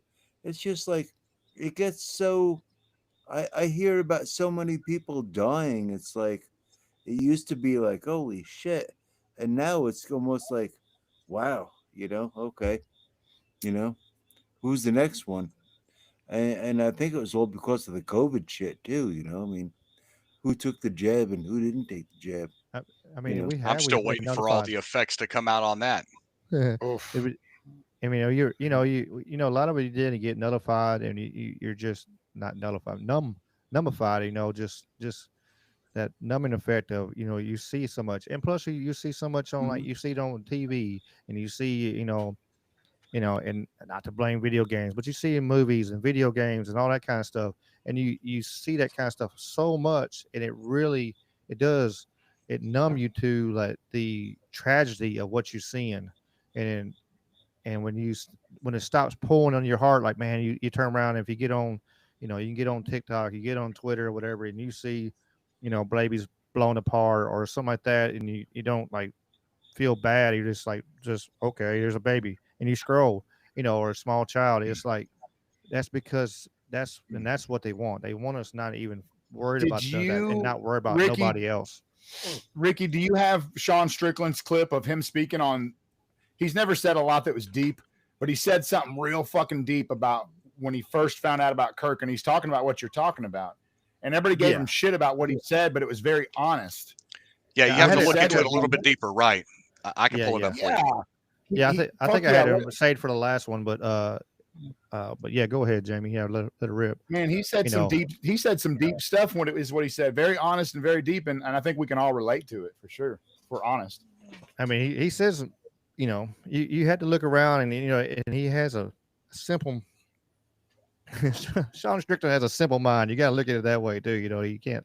Oh, But I I love mean, him because he's dumb. If he was smart, I wouldn't fucking be a fan. You know what I'm you know, saying? Like, kind of like Trump. No, seriously, like I love the no filter thing. Is what I mean. yeah, yeah. I mean, you know, and you can't blame him. I mean, it's you know, he calls a spade, and whatever he feels, and that's how he feels, and he said lets it rip, you know. But People got mad because he said I got excited, but you have to understand what he's talking about when he says I got excited. It's not that he's happy the dude died. You know what I mean? God, I can't find the clip. he's Jesus excited because he's Christ. going to look like, because people are going to actually step up and go, hey, there's a lot of people who actually say, oh, wait a minute, and they have. There's a lot of people. He may have pulled it down. Stepped up and was like, hey, we're going to do. This is amazing. And motivated people to want to actually get out there and spread and information and good information, and you know, bunch of, you know, especially a bunch of Christians want to get out there and actually push out there, because there is a battle. You know, if you're Christian and you're not, but you can't deny that there is a major battle against Christianity right now. Because of push, there's a push against it all the way across in Europe. They're over here, you know. They're pushing out there. There was there's a city, was it Dearborn City? The mayor from Dearborn told the guy, because, you know, pretty much said you don't belong. He actually said, because if you're, you know, wanted the Christians to leave the city, they're not welcome in their city anymore. Yeah, because they didn't want to change into a, you know. It sounds like a terrorist name. I think for the longest time that the American people, I'm fixing to go on a fucking tangent here. I think for the longest time, the American people, especially after September 11th, were taught to hate Muslims. Okay. Like it was almost inbred in us before the fucking buildings even settled, that Muslims did this, extreme Islam. You know what I mean? I will tell you that over the last 25 years, that I've actually befriended a lot of Muslims. And I can tell you that, in my honest opinion, I believe that, especially from my days of doing research and paying attention, that extreme Islam is, if not a U.S. funded entity, that it is a secondary state funded entity. And that the worst thing that could ever happen is that Christians and Muslims come together under the common man of Jesus. Whether we agree that he was the Son of God, or the Muslims believe that he was just another prophet, the Muslims celebrate Jesus as differently than Christians do, but they speak highly of him. He's mentioned, God, I don't know how many times throughout the Quran. You know what I mean? I think that this war to divide Muslim culture and Christian culture keeps us at odds when another culture is running over the entire globe. What is the Muslim culture in London doing over there right now and throughout Europe? How's that going? It's not good. You know, bro, it's a fucking shit show is what it is. Let me be really clear about this for all the religious people out there. I've read the Quran, I've read the Bible. The Bible says Jesus is the Son of God. Yahshua the Messiah is this living Son of God. The Quran says that Allah does not beget a son. It's very clear that he's, and so all I'm going to say is you can believe one book or the other book, but let's never pretend the books say the same thing. They say the opposite. Right. And if you read the Quran, there are passages that say some violent shit. Now, in fairness, the Bible has plenty we can talk about. Juicy nuggets, bro. I know where they're all at. I know where the nuggets are, bro. But like from a logical standpoint, culturally, I am not a cultural relativist. I don't approach things and say every culture should be given a fair shake. Look, they like cut women's clitorises off. They rape and they like commit homosexual acts and make excuses for it. Another group over there does a lot of that stuff too. We've been talking about them earlier tonight. So like all cultures are not equal. It's a American Muslim guys who've been westernized. Like westernized Muslims are cooler, but like real Islamists, like over in Europe and over in the Middle East, their fucking culture is terrible. It's awful. It's actually disgusting, and that's the truth. So I mean, I'll stand on that. It is what it is. I mean, the numbers have an like London is destroyed. Europe is being destroyed, absolutely destroyed by just gangs, and they do it. They terrorize people who aren't Muslim. That's what they do because they got their numbers up. And like London's fighting back. They want their country back. They want to be able to fly their flag. But they've been totally overran, and it was funded by our greatest ally. They fund all this open border bullshit. George Soros funds it. They fund these causes. Do you not think that they also fund extreme Islam as well? Oh, of course, they probably created Hamas, I believe. Don't you think? Don't you think Israel created Hamas to have an enemy? Don't you think we trained bin Laden and then later made him our enemy once he was? We trained ISIS. Absolutely. This is when we trained ISIS. This is when it's crazy what we do. This is when I flipped on the whole war on terror. Okay. I think it was around 2014 or 2016. I start paying attention to what's going on in Syria, right? And Aleppo. And I'm literally watching the fall of Aleppo happen. Okay. I catch wind through some other post of this footage that exists of somebody offloading munitions to ISIS across the Turkish border in the northern region of Iraq. And the Kurds picked up on this as well. And apparently the Kurds had already attacked this position before. The footage came from a Russian drone that apparently picked up U.S. munitions being transferred from the Turkish military to members of ISIS in their white clad Toyota pickup trucks. And I'm like, what? Ooh. How is U.S.'s ally, Turkey, giving U.S. munitions to a terrorist organization? And why is everybody downplaying the video just because the video is allegedly shot from a fucking Russian drone? I believe it was a Russian drone. I'm not going to say allegedly. It came from fucking Russia. That was the good ISIS. Remember what Hillary said? You know what I mean? ISIS and the good ISIS. Russia. It was a Russian spy submarine that busted them doing USS Liberty. Am I wrong? Hey, didn't they bust USS Liberty out? Well, we had to Russia's waste 2-0 for busting these people out. Go ahead, Little John. We had to waste like a $20,000 missile on blowing up a balloon that was that went all the way across the nation. Yeah. We got it now. It's got everything. We got it now. Yeah. It got everything. Raz shared this video in the chat. I'm gonna pop this up real quick. And actually, I forgot who.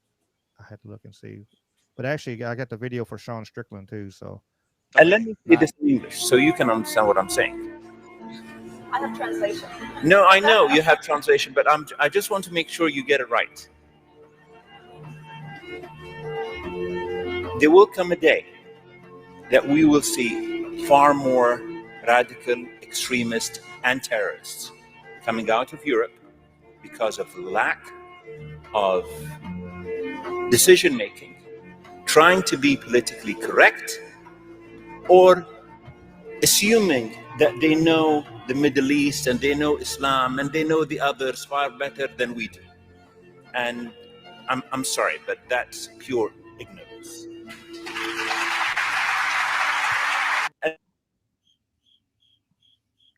And real quick before I forget, I'm looking at Raz23 on the Rumble chat. Actually, I like this message. I'm glad whoever pinned it did a good job. It says, God forbid they let the people come together and realize the real enemy don't live in the streets that get burned. That's for kind of real stuff right there. That's, it ain't the people, most of the time you see it, you hear the people over, even the nations that are bombing all these other nations. The people are like, hey, we're tired of this. We don't want it. We don't want this to happen. Well, what did I say? But it's We the were just powers that talking be. about. It's the government is actually the one, like, or they have this hard on to do this kind of thing, and they're dragging their people, and their people are getting hurt, and they don't care, and because they look at us as pawns, and they're a big idea of what they want to do, and they Right. allow these assholes to come up and go up on. Yeah, well, we're gonna block out the sun, or I'm gonna make fake meat. I'm gonna make mosquitoes. I'm gonna do all this stuff that just, because of somebody's idea of this is gonna, you know, instead of letting people live and we would have to come Ridiculous. together. It's ridiculous. We could come together. Ridiculousness. All these thousands of people marching in the streets.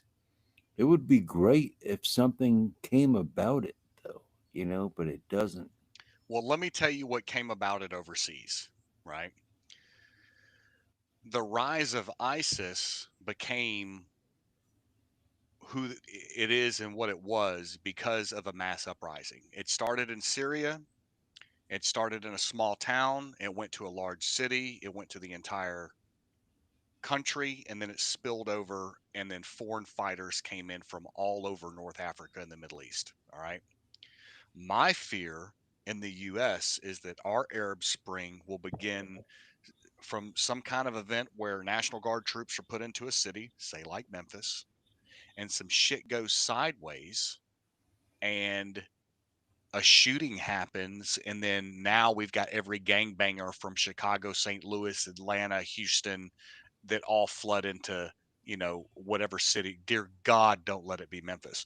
But Ricky and I actually had a conversation right after they announced the deployment coming into Memphis, where this is my greatest fear. This is 100% my greatest fear, because once you understand that the same playbook that was used in the Middle East to destabilize all of those countries over there is going on right now in the United States of America, you have to fucking question what happens next.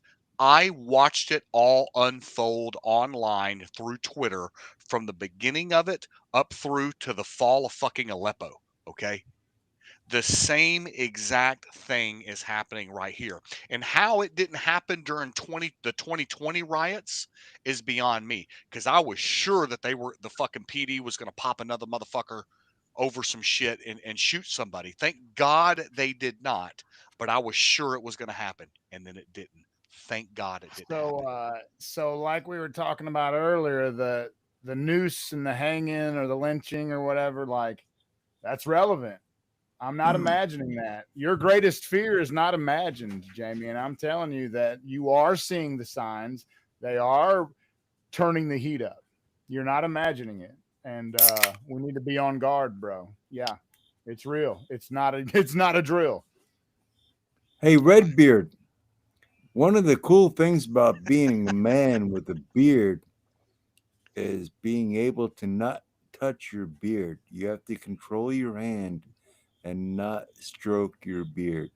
Oh no, because it's like to get the oils on it and like stroke it. You're supposed to touch that fucking beard, man. Touch that beard, brother. Oh well. That's why mine is so random. long Oh and my luscious, God. man. You haven't been touching that beard enough, baby boy. Touch that thing, man. Don't be shy. Don't be shy. Get intimate with that thing. Oh my God. Y'all make me laugh. Give him 10 more years, his beard be all gray.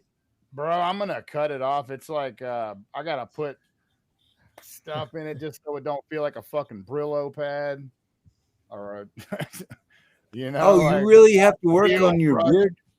I really have to oil. Oh yeah, it'll be like a Brillo pad, man, rough and dry. And I put like a beard oil in it, and I rub it in, and it like makes it softer and nicer. It's real nice, like Viking. It makes it playable. I was just somewhat. really messing around. I was messing around there. I didn't know you were doing that. Bro, I condition my shit, bro. I fucking got I've spent hundreds of dollars on. I should shut up. I've got beard wash, beard special conditioner, bro. I'm turning red in the face. Look, you've embarrassing. I got creams and liquid oils. I got it all, brother. My wife spoils me. She's always buying me like, here's a different beard oil. So I'm like, oh, let me get that in that thing, man. And I got to go to the barber though and let him kind of shape it some, every now and then. Well, you don't trust your wife to do it for you? Hell no. That's actually a sore subject already. She's probably listening to the show too, from bed. That's funny that you said that. She'll be in there in a minute with the clippers. Yeah, we're gonna be live. He's getting his beard trimmed live on the show. My feet will just go dark, man. It's either Israel or my wife. One of the two got me. I'm just joking. Do you know how hard it is to like be try to be like a good Bible believer and like support Israel and know there's a relationship of the faiths, and even with Islam, like it's an Abrahamic faith, and yet see that country do all the things it's doing, and we're talking about the geopolitical nation state, not a group of ethnic people. We're talking about a geopolitical entity. And it's hard to navigate, to walk that line and find the language to express that frustration. And then they always like to pull the card out and try to racialize it. And we got to think clearly, like Tucker and like Charlie Kirk, and like say, no, when I criticize a government, that's not criticizing a race. Miss me with that nonsense and check it at the door, because we're just not having the conversations. There's a great clip of Tucker saying like, we've got to have this conversation or it's going to go underground and be dark. Mm-hmm. That's it. Since we're on podcast right now, should we have like should we be like where somebody might want to shoot us since we're on a podcast right now? Bro, I think everybody needs to be aware that somebody doesn't like something you have to say. Absolutely. Today's world is filled with these. There are so many emotionally unhinged people that walk among us right now that you could say literally anything and offend somebody that has an inability to control their emotional bucket, and they're going to fucking lash out. A lot of people that walk among us have nothing to live for. Okay. And when you understand that, and you truly understand the evils of the world, you understand that we are all expendable, man. These people don't give a fuck about us. Yep. Absolutely. Yeah, man. There's evil out there. So there's this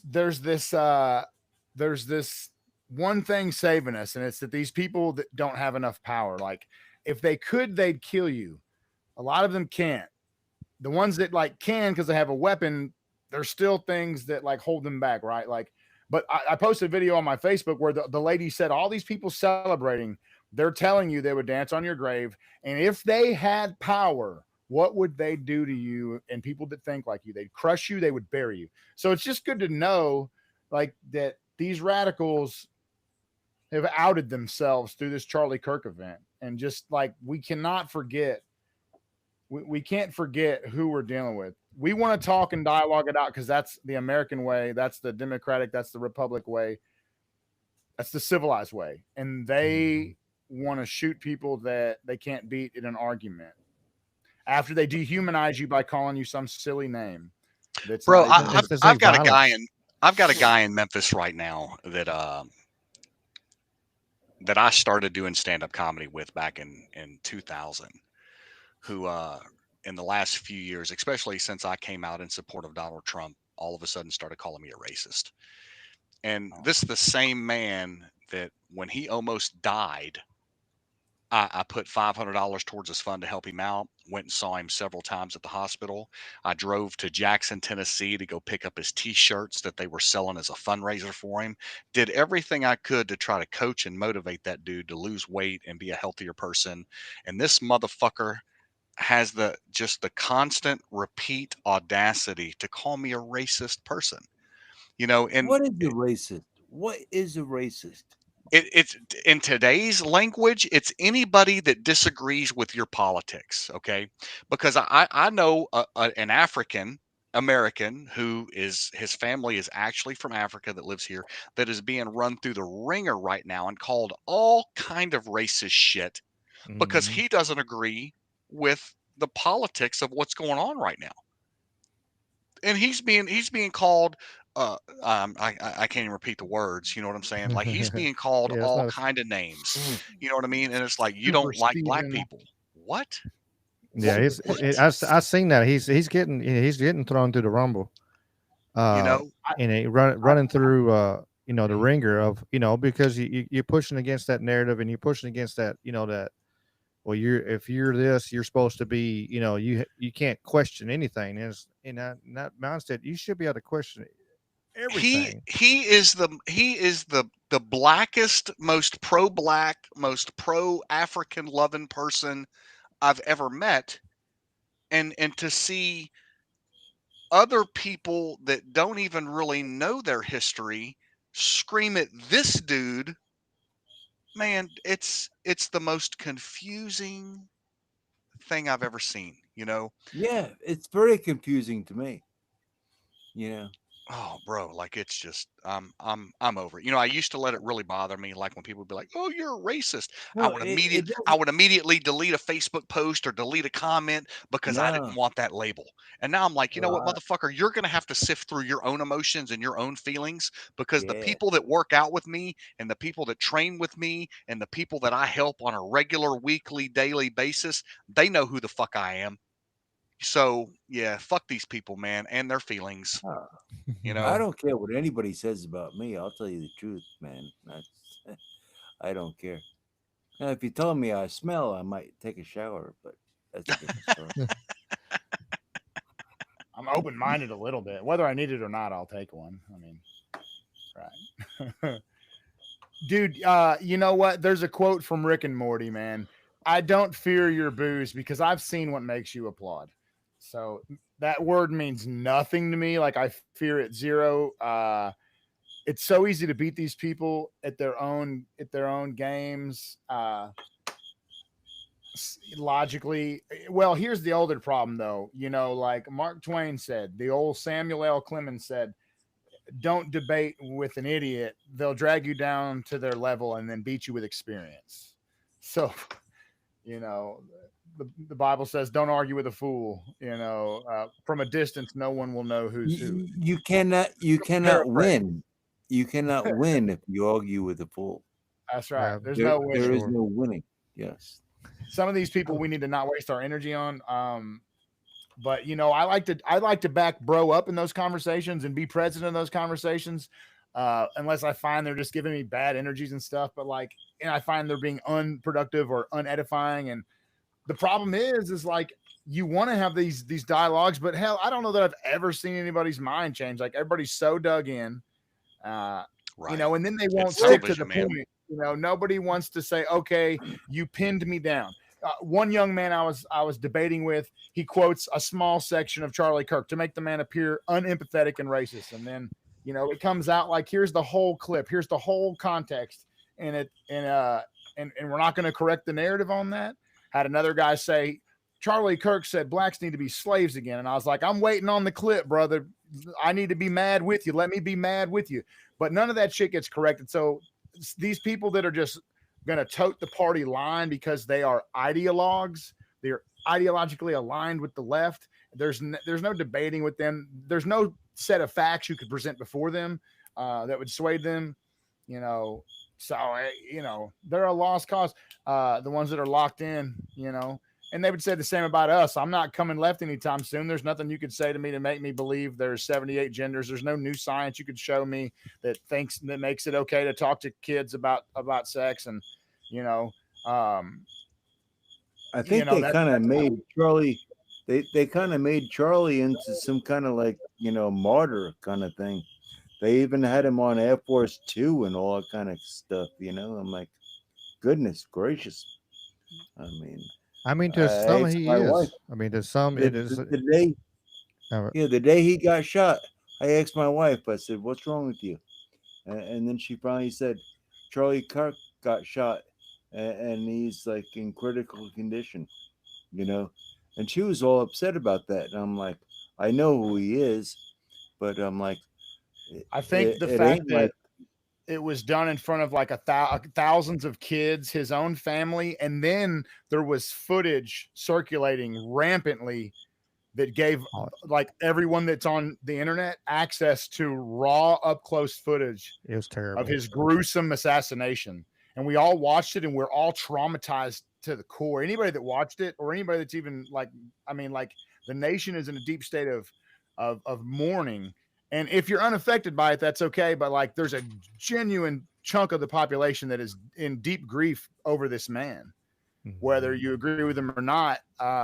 You know, that civility that we expect to be there disappeared when people were like, that fascist fucking got what he deserved. And this is some nurse talking or some doctor saying this on their public post. And so, you know, we're seeing the retribution to that, and I'm here for it.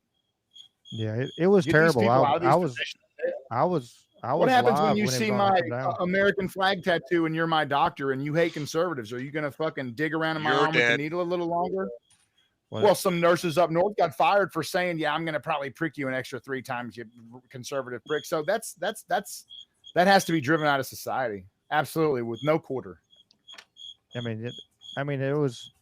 I mean, you got so many, like, even dumbass Joy Behar was all. She was like, "Well, even if I was choking, I wouldn't want a MAGA person to give me the Heimlich." You know, like, well, you can. Why you still, you know, why are you're pushing this rhetoric? And this is what's wrong with this damn nation and this world now, is pushing this rhetoric. Like, you know, there's so many people. Is, you know, I seen a person talking about, well, her boss was a Trump supporter, so she quit, and then somebody tried to help her out, you know, but I've seen the other side too, where people were like, you know, they were very pro, you know, Democrats and stuff like that, and they were talking about like the people, you know, Republicans down the street, you know, what they came down there and helped them make sure they had water. It was, you know, during like the North Carolina with the hurricane went through and stuff, and they helped them out, and they actually, like, man, you know, they changed their mind on a lot of stuff, and like you see that a lot of times. And I was thinking about this earlier when we were all talking about it. A friend of mine told me, he was like, because he was been taught through when he was a kid, like he was supposed to hate white people. You know, like he was black gentleman. He was taught through his whole life that, you know, that's what it was, until he moved out of the hood. He moved into a like middle class neighborhood, and like he said, as soon as he got there, he said all these white kids like, here, you want to, you know, play with my toys, and everybody was super cool, and he was like, you know, and he realized like he'd been taught wrong his whole life, even as a kid. You know, he realized like, wait a minute, this is not right. You know. And like we were all saying earlier, you know, you know, the kids, you know, the kids are the ones that are amazing ones. And why, you know, and that's, you know, if you can go back biblically, you know, we're supposed to be, you know, like a child, and go back to that. We shouldn't have to be, you know, looking at people with, you know, skin tone glasses on all the damn time and all this stuff. You know, we should just, it really should be the character. And I deal with, and on a whole different tangent is, I was kind of like, you know,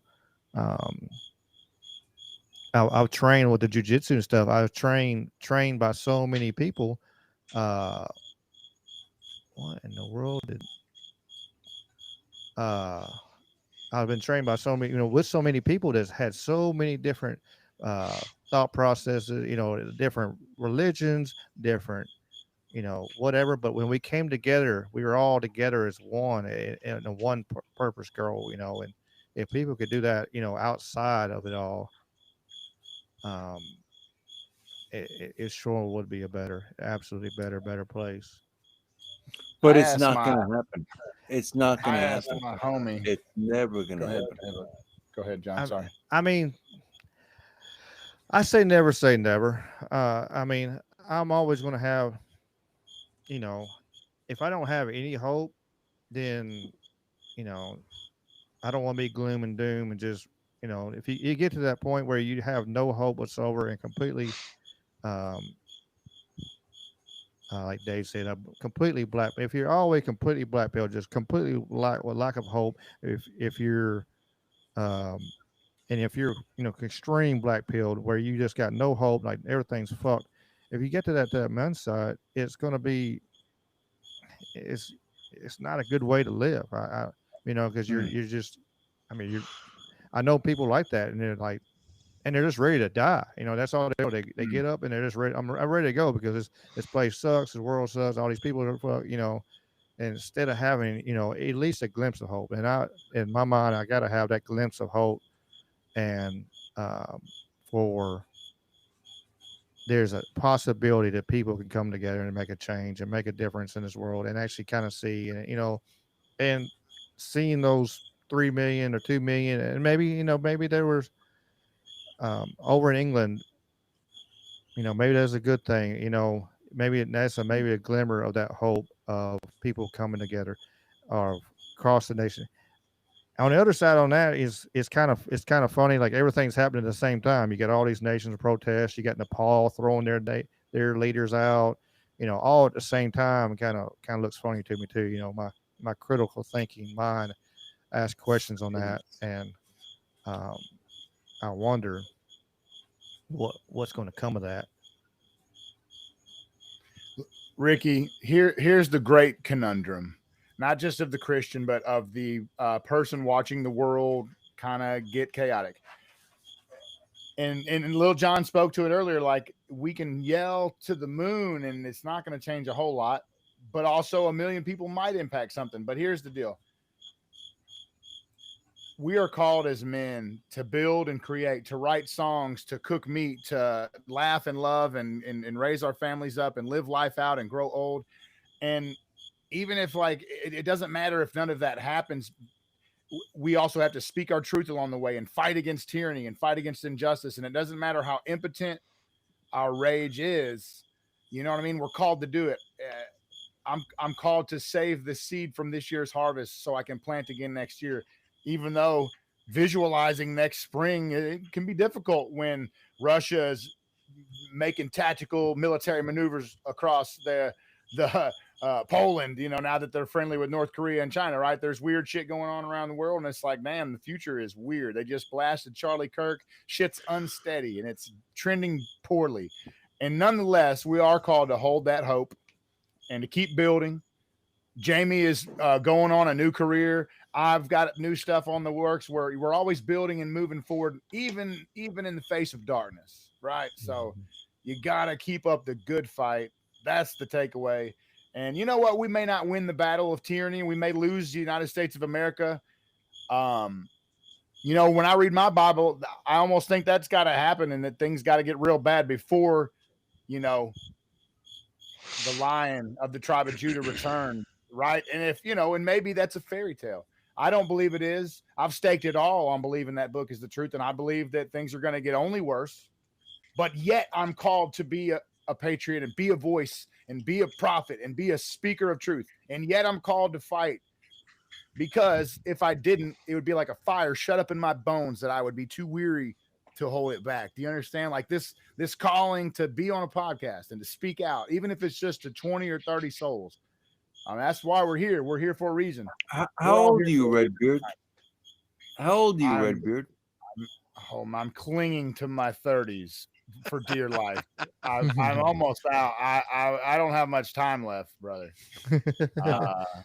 I'm running out of 30s, brother. If that tells you anything, like I love you. I love your enthusiasm. I'll turn 40 if we make it to springtime and I plant those seeds I spoke of. And I don't want to be one of those people like Ricky was talking about either. Like you wake up and it's like, I've had those days. You wake up and it's like, oh, fuck, another day. Oh, fuck, But, yeah. I have to say this one thing also. I listen to the radio all the time. When they have those fucking tests, those emergency broadcast tests, that pisses me off, man. I think they do. I don't like them either, bro. Tell me what. It makes me nervous that one of these days it's not going to be a fucking test, True story, man. Oh, man. Fuck Well, gentlemen, yeah. I hate to do this to y'all, but we've reached the witching hour, and I have to bail as usual. My time limit Where is you up going, tonight. Jamie? 10:30, man. I got to call it. I got a preoccupied date every night at 10:30, and Yeah. I appreciate you guys. I will see y'all soon on the flip side. Good show, Peace. brother. Fucking great show, bro. We miss you. Love you. See you guys I soon, hope- man. Take care. Thanks, Jamie. And the show continues on. For the first timers, don't go nowhere. We are not going anywhere. We still got. Oh man, I'm out of here. Bro, hold up. Come back and get your parachute. Yeah, parachute. Yeah, I we wish still I got a was minute. that guy that jumped out of an airplane with a bunch of money, and they never found. DB Oh, Cooper. dude. Yeah. Yeah. that DB would be Cooper. cool. Yeah. I That think they would be think they cool. actually figured him out, but he actually there's a thought that he'd actually figured out who DB Cooper was, but of course I think he's already passed on, so he got that money and survived the. Oh, I think he had a good life, and some people knew who he was, and he lived in a little community, and everybody just kept their mouth shut. Mm-hmm. Even the black bears didn't say anything. He probably was a generous fellow with his neighbors, He could have Maybe, now. you know. He could have now for sure. I mean, that takes a lot of gonads to jump out of a plane like that. And nobody would actually think that somebody robbing a plane would actually jump out. But hell yeah, he jumped out. Jumped out of a plane. Why jump out of a perfectly fine plane? Good question. Good question for sure. I got a video for everybody to switch it up a little bit. It's I want to see later on. You could look it up later. I know how you like your cat and dog videos. yeah, I got a few. I got a couple today, and I got a couple funny ones. Jumping out of a plane, they got goggles on. Heck yeah. It said I ain't gonna play the music so I won't get in trouble, but it said a massive attack concert, and they were in the background actually showing the crowd live, with face recognition of the actual people in the audience in real time. I seen that. How freaky is that? That's not cool. Well, look at me right now. I mean, I got my face on the internet right now. I don't give a fuck. It just kind of shows though, like it's how easy that stuff is. I'm not trying to be some big shot on the internet. I don't give a fuck. Yeah. I mean, it is what it is. Oh, the new missile system for the Iron Beams here. Yeah. Check that out. I mean, I used to go to Madison. Ooh, music. I used to go to Madison Square Garden all the time in the 80s. And now I heard that as soon as you walk in the front door, they got those cameras right on your face. They kind of know who you are. How you want big sporting events. Anti wants us to get into some conspiracy now. Alex Jones is not Bill Hicks. Alex Jones might be a plant to replace Bill Hicks because they took Bill Hicks out. How about that? Alex Jones is Bill Hicks on Jack Daniels. What do you think about what I say right here, Ricky? I don't give a shit about politics at all. I mean, a lot of people don't. I stopped for a while. Like I had a I'm point. not in the club, man. I realize I'm not in the club. I am never going to be in the club. Yeah, I mean, it's a good mindset to have, really, because sometimes it's hard. Like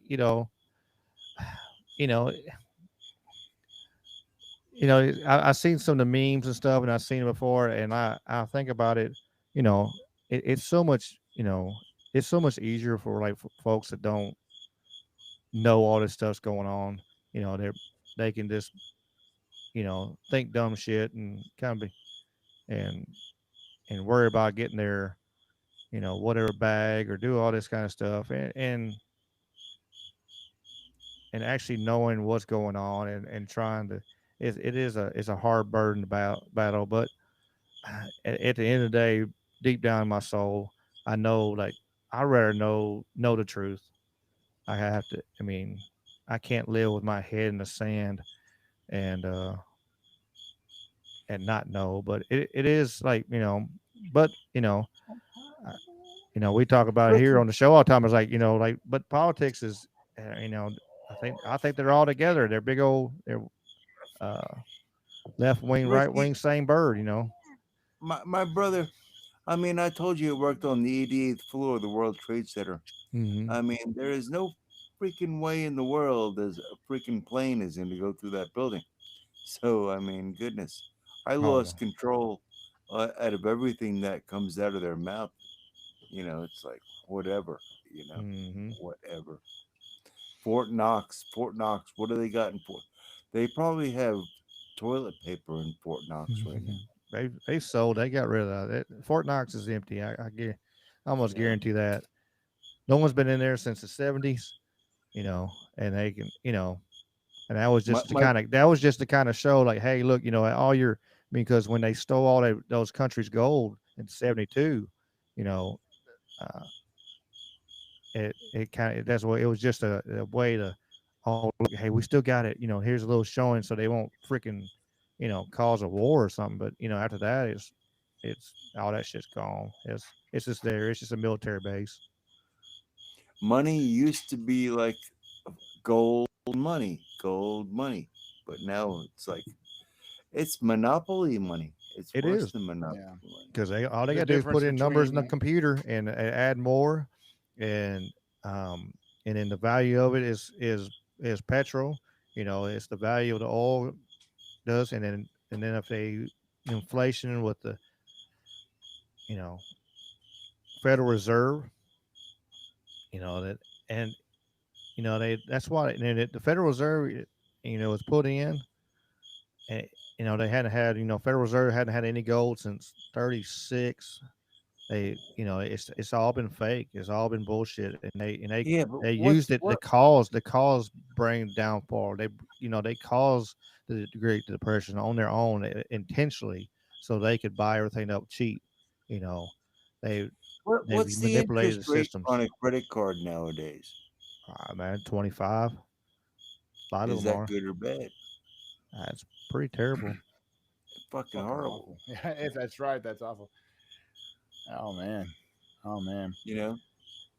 It's like, so in 1913 they create the Federal Reserve, and you're telling me, little John, that used to money was commodity backed like gold, and now it's a fiat currency, meaning nothing backs it. Ricky mentioned oil. I would argue that the American taxpayer is what the American government brings to the central bank to say, hey, print us money. We're getting taxed. That's their collateral. When you go to get a loan from the bank, they say, do you have a check stub? Do you have a house deed? Do you have something of value to put up against the loan to show us you're good for it? Right. So why would the central bankers, which are a private cartel, the Federal Reserve is not government ran. That needs to be understood very clearly. It is not a government entity. That's just what it's called. It's a private consortium of bankster cartel members, groups. So they print our money for a small bit of interest, knowing that the American Social Security number taxpayer group will always be there to at least tote the interest on it. Except for that's not even working, because we're now 40 trillion in debt. A bubble that is by design gonna pop. There is a next play to this, and honestly, I think it will go the next play. What the? Go ahead. I was gonna say the next play is the stable coins and the digital currency and the digital, and they're going to actually, there's talks of them, basically, using the stable coins and stuff and paying off their debt with that, and then which it will completely be nothing backed.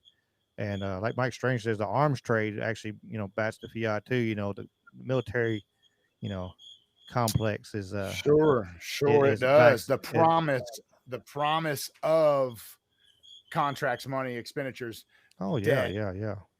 They You know, treat Redbeard. debt as an Red- asset. you Tell know, me how Redbeard. fucked your books are when you do that.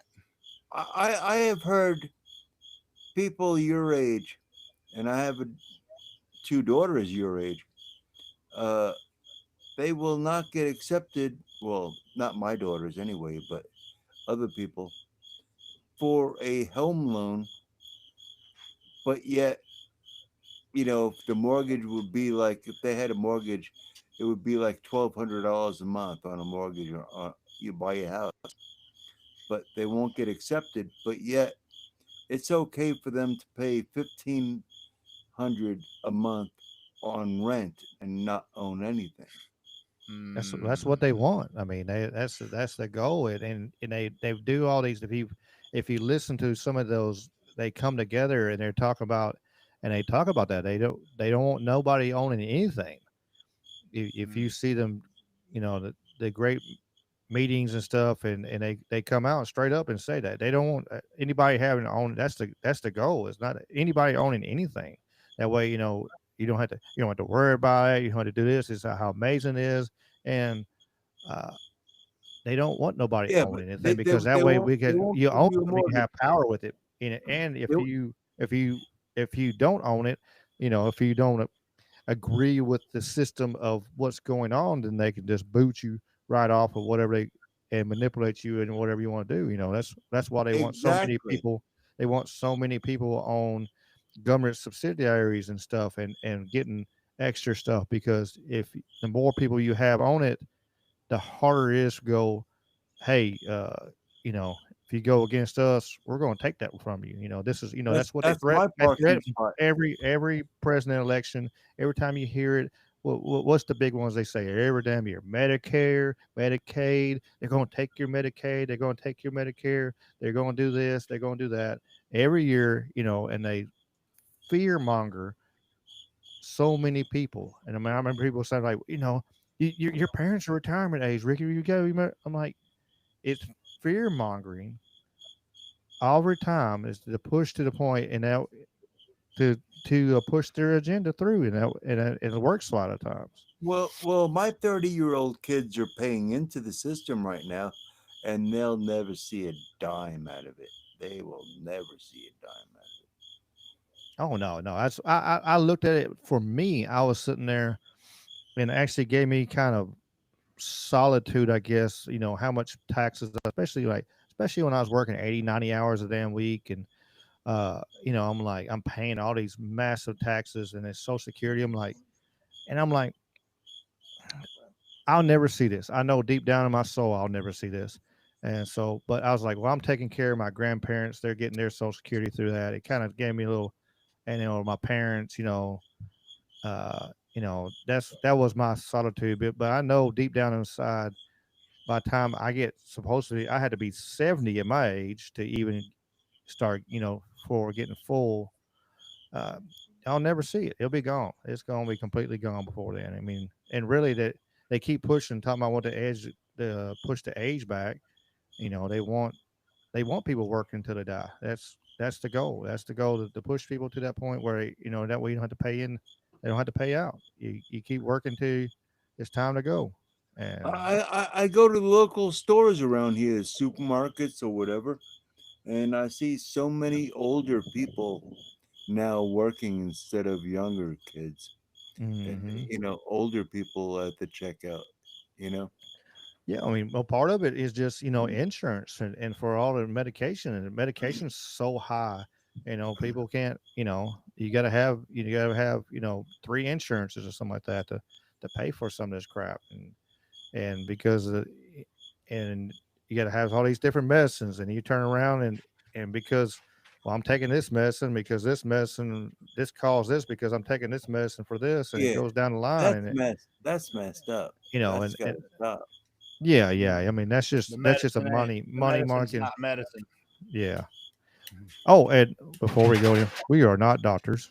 We are not medical advice. Nope. We are entertainment. Not at all. Remember, so trying to keep us on YouTube as long as I can. I don't even know what a petroleum-based pharmaceutical is. I don't even know. Hey, Redbeard, what that means. Redbeard. You want to know my short attention span? I don't even know what the hell we were just talking about 2 minutes ago. You'll fit right in then. Yeah, we'll change it every couple minutes and a second there for sure. Yeah, I like doing that. I change the subject sometimes when I get bored. If I'm on a podcast and people are talking about shit, and I'll be like, I'll just kind of. You remember that time, Redbeard, we were sailing the ocean blue? Yeah, and that's 1492. Yeah, 14. Yep. Yeah, I remember. Yeah. I can't believe you. I can't believe you actually said that on a podcast that you fuck with your beard and you put back to the beard. Oh, that part. We are back to the beard. I had to shave all mine off to my daughter's getting married this weekend, so I had to be all cleaned up and well, hell, congratulations. Yeah, there. So yeah, I had to get all cleaned up, and I got my little tie and all that crap. Good stuff. Good stuff. I know they're listening, so they can. Do you know how to tie a tie? I think I still do. It's been so long since I tied one. I might have a YouTube video that, to be honest, because it's been a while. YouTube video. Yeah, it's been a while. YouTube video. Or I'm gonna drive by my parents' house and have my dad tie it for me, one or the other. Hey, Dad, help me out. I'll be 80 years old. I'll still ask my old man, like, tie my tie. Help me, Dad. Coach Ricky, if you ask me right now, tie that blue belt on proper, or you're a white belt, I'd be a white belt, because I Google that shit every time. I'm like, how do I tie my belt? Well, there's so many ways on that. Yeah, I mean, I can tie the hell of a belt. Neanderthal. Yeah, it's. I I've think I remember how to do it the same way. What tie is in now? Is the thin tie in or the fat tie? There's kind of like different kind of styles. Man, what a big old, you need a big old Kaiser knot, a big old Kaiser knot. What is it?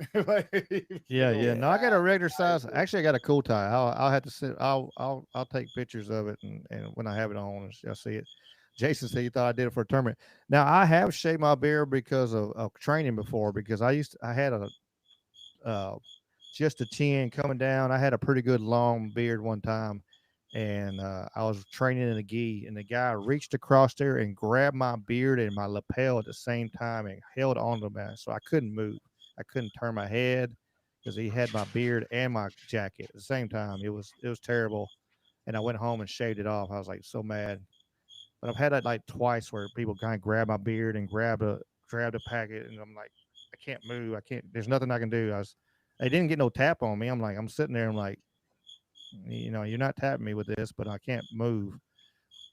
So yeah. Plus, I don't know. I get a little beard, and it's like it drives me crazy for a little bit, or I'll get dirt and crap all in it, and then I shave it off, and then I'll do it again. Yeah, but when you shave it off, don't you get itchy as fuck? Well, I don't shave. Normally, I don't shave all the way. I just clipper it. I just use clippers and clip it and knock it down. But this time I actually shaved, and that's what I'm talking about. Ultra sensitive, because I keep my face from messing up. And so ex Redbeard, what kind of after you shaved your face, you should be like that Macaulay Culkin thing from that movie.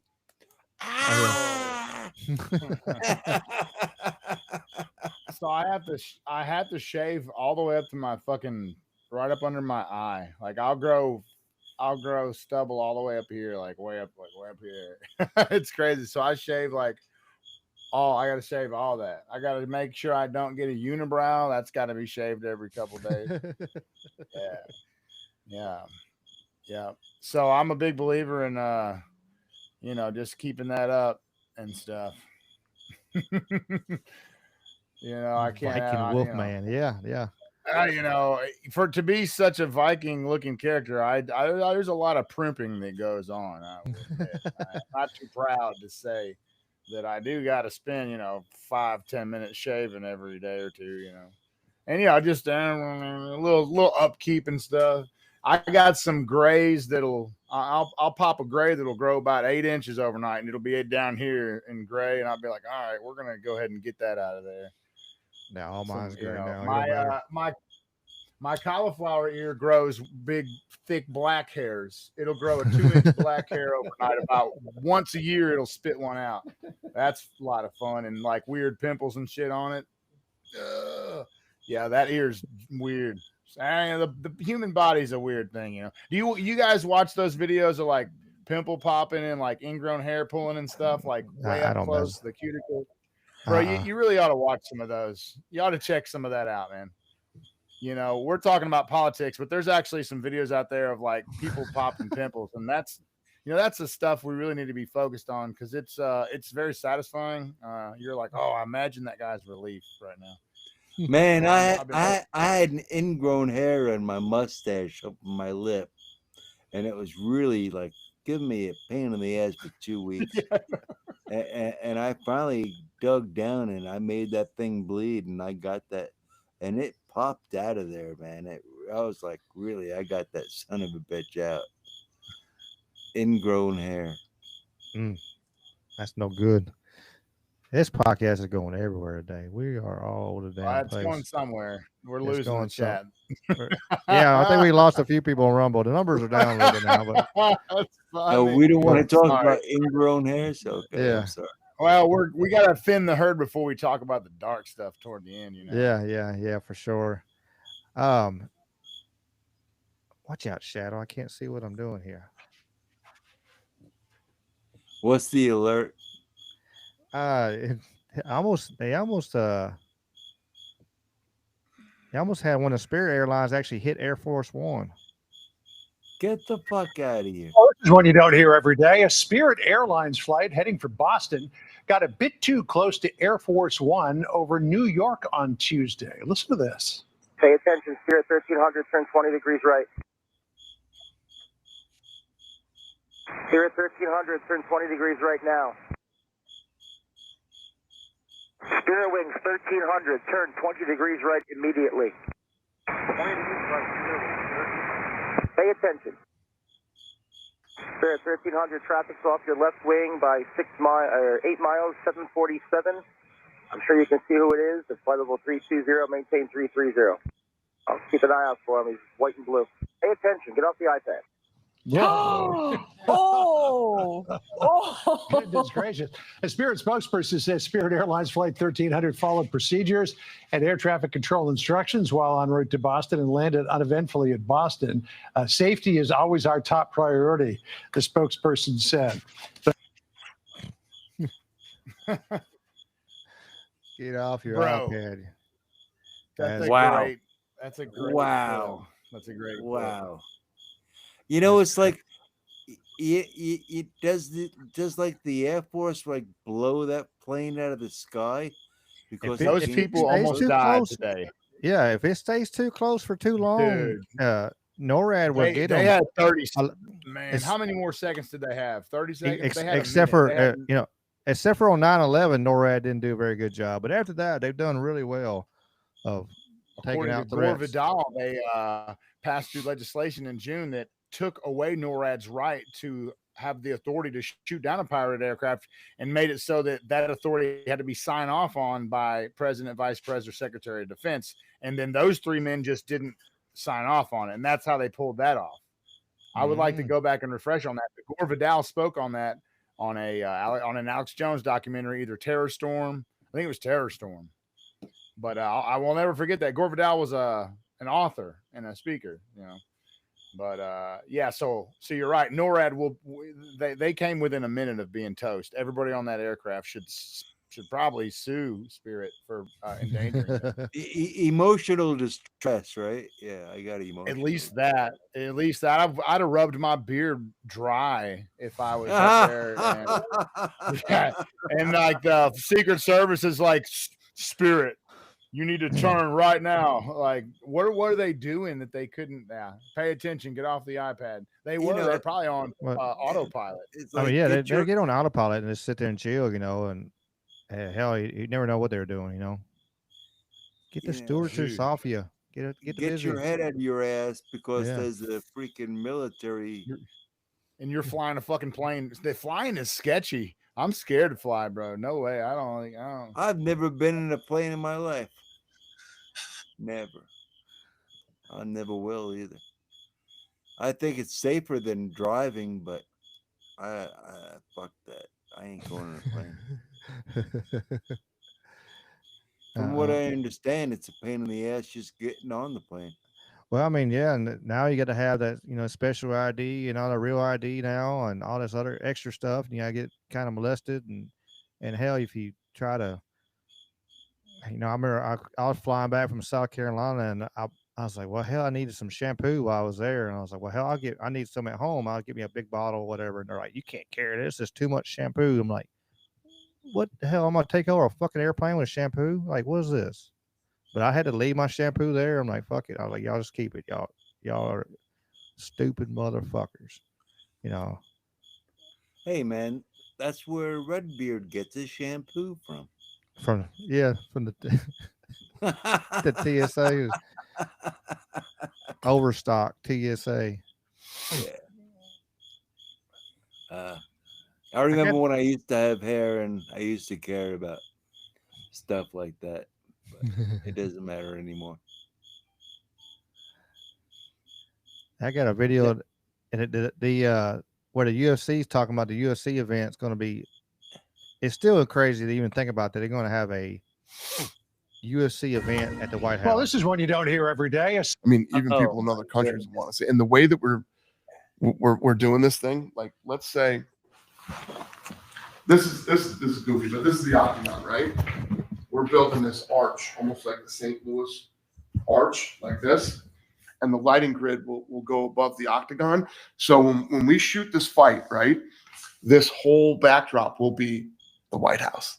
And then when the cameras move over and the fight's this way, it's all the Washington Monument, the monument on this side. Then there's a park that's sort of connected to the White House. And we'll have 85,000 people there with big screens. And we're going to do concerts. We're going to do UFC X there. We're going to take over DC the whole week. Wow. I mean, even people in other. I'm wondering about that. Is this for real? Yeah, that's for real. That's coming next year. Oh my God, I've never heard this before. That's fucked up. I mean, it's just the thing about the security and stuff. What they're going to have to go through. They're going to have the National Guard there in freaking DC just to deal with the security of. Man, that is so. I mean, they've had stuff on the yard before. I mean, no doubt they have all kinds of stuff all the time. No. But having 80,000 people. It's a big event. You guys have heard the expression clown world. This is clown world if they're doing this right in front of the White House. This is clown world. It's clown world. There is an entertainment aspect to this, all the theatrical presentation. I was going to ask you guys earlier about that, like how much of your brain has room for the it's all fake and gay. Like how, like on your fake and gay meter, where is all of it rating on it? For me, it's, pretty high. I'm a UFC fan and a fight fan, and this is an exciting thing. But what I would call it all is bread and circus, right? These distractions from the tyranny that they're running up our ass. So it's bread and circus for sure. This just is, I just like this one is all. Ricky, check your messages. Speaking of Fox News clips, this one is hilarious. If you like dark comedy, Brian Kilmeade said the funniest thing ever. So I sent it to you in your messenger. If you can get it, it's a minute long, fucking gold. It's hilarious. You won't regret it. I mean, unless YouTube punishes you for it, you might regret that. I'd be all right. They'll just maybe delete it. I had a one the other day. I had to delete like 4 sections of the video out because of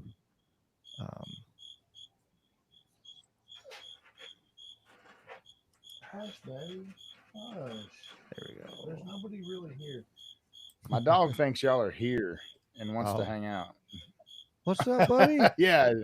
She's like, hey, John. Hey, Ricky. I'm like, they're not here. They're not really here, Daisy girl.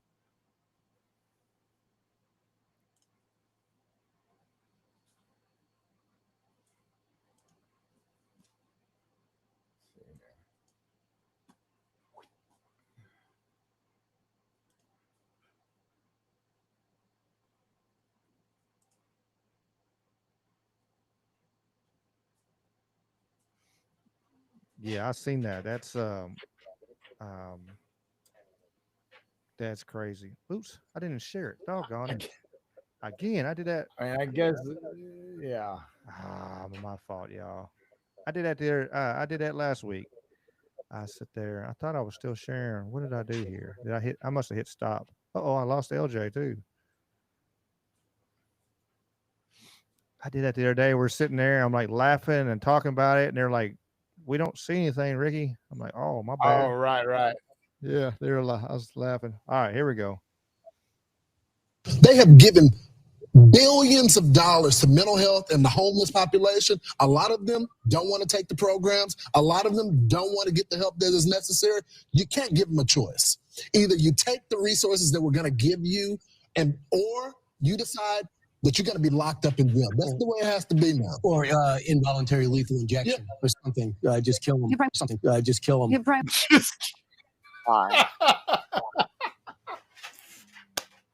Or involuntary lethal injection, just kill them. It's the funniest thing. I seen that. Yeah, it's like crazy. It's like, what in the hell?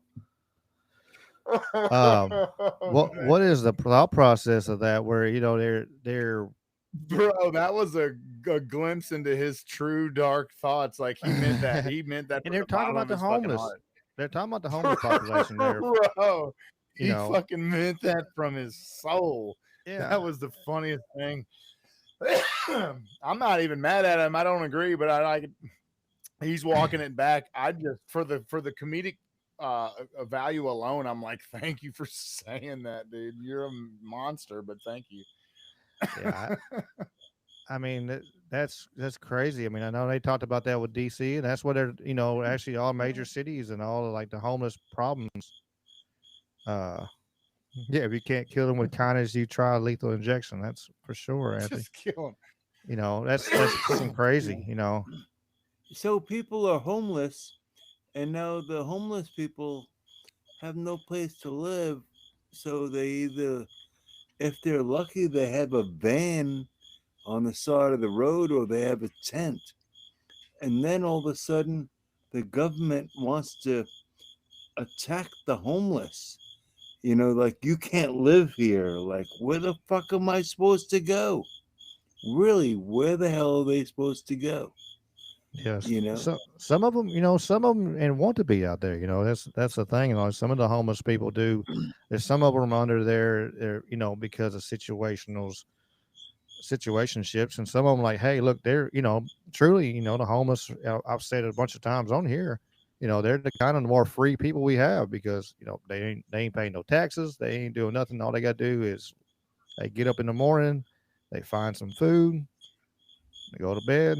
Then they don't have to. They're not doing no jobs. They're just living. And just living their life. It might be hard. It might be a rough life, but they're living. Yeah. But but you do have. You got to. I know what the commentators and all that, what they're saying, they're trying to, but there are a lot of, people on the street or hung out on drugs and all that kind of stuff. But man, I mean, if that's your mentality of, hey, because, somebody's hard up, or, you see that before.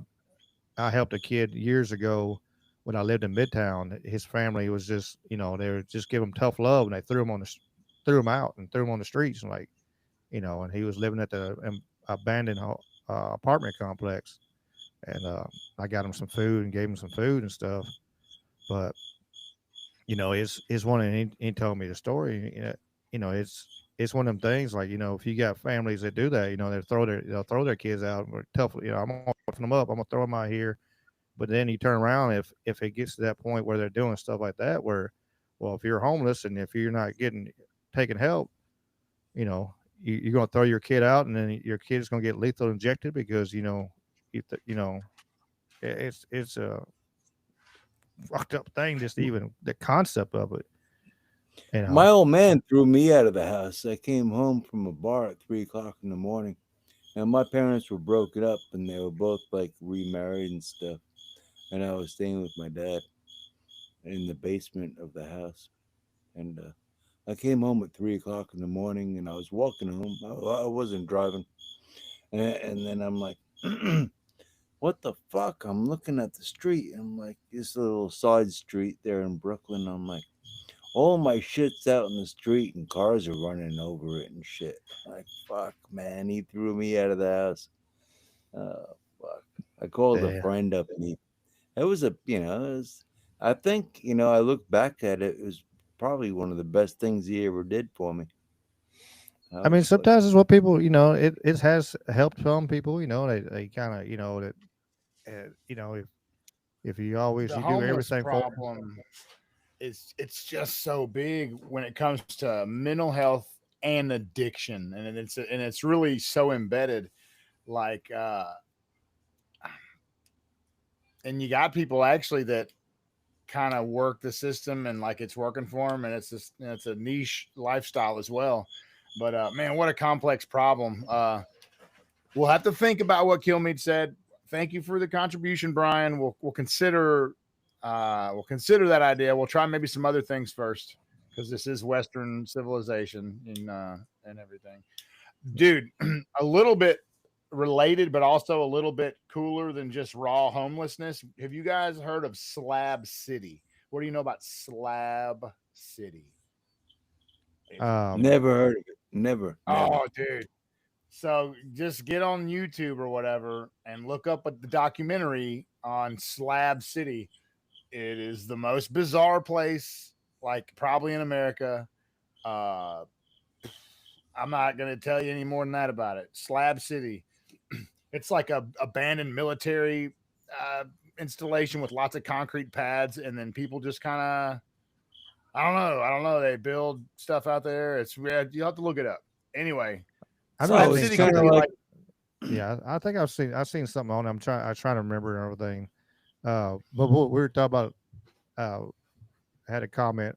I don't know. It's at least it said how wasteful capitalism. At least the Chinese harvest their organs after they kill them, and they probably would. No hell, they made movies about that. Killing homeless people and taking organs and stuff. Van Damme had that movie. What was it? Hard Target, wasn't it? They had Hard Target was the one that they were sitting there and they had military people, ex-military, and they were sitting them out in the woods and allowing people to pay to hunt them, for sport, and then they would turn around and I think they were selling organs on that one too.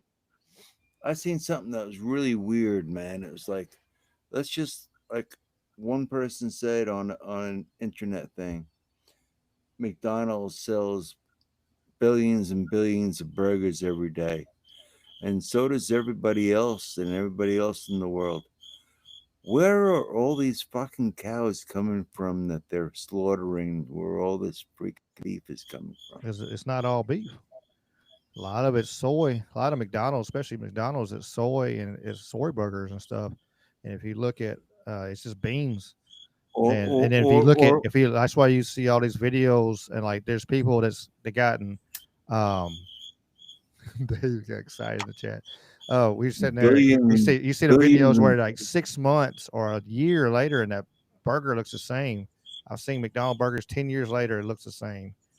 It's not. The pickles too. The pickles is all that shit. It's almost like it's like they're the plastic playthings that just won't go away. Do you remember those things back in the day?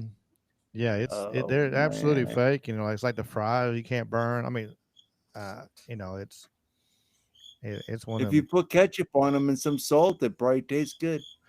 Yeah, 20 years later, probably would. You heat them up in the air fryer and let it rip. Yeah. Get all the extra mercury off the air fryer and Redbeard. I don't know if you eat McDonald's or not, but I grew up on it back in the 70s and stuff. But I think it was different back then. Yeah, it was different back then. Though.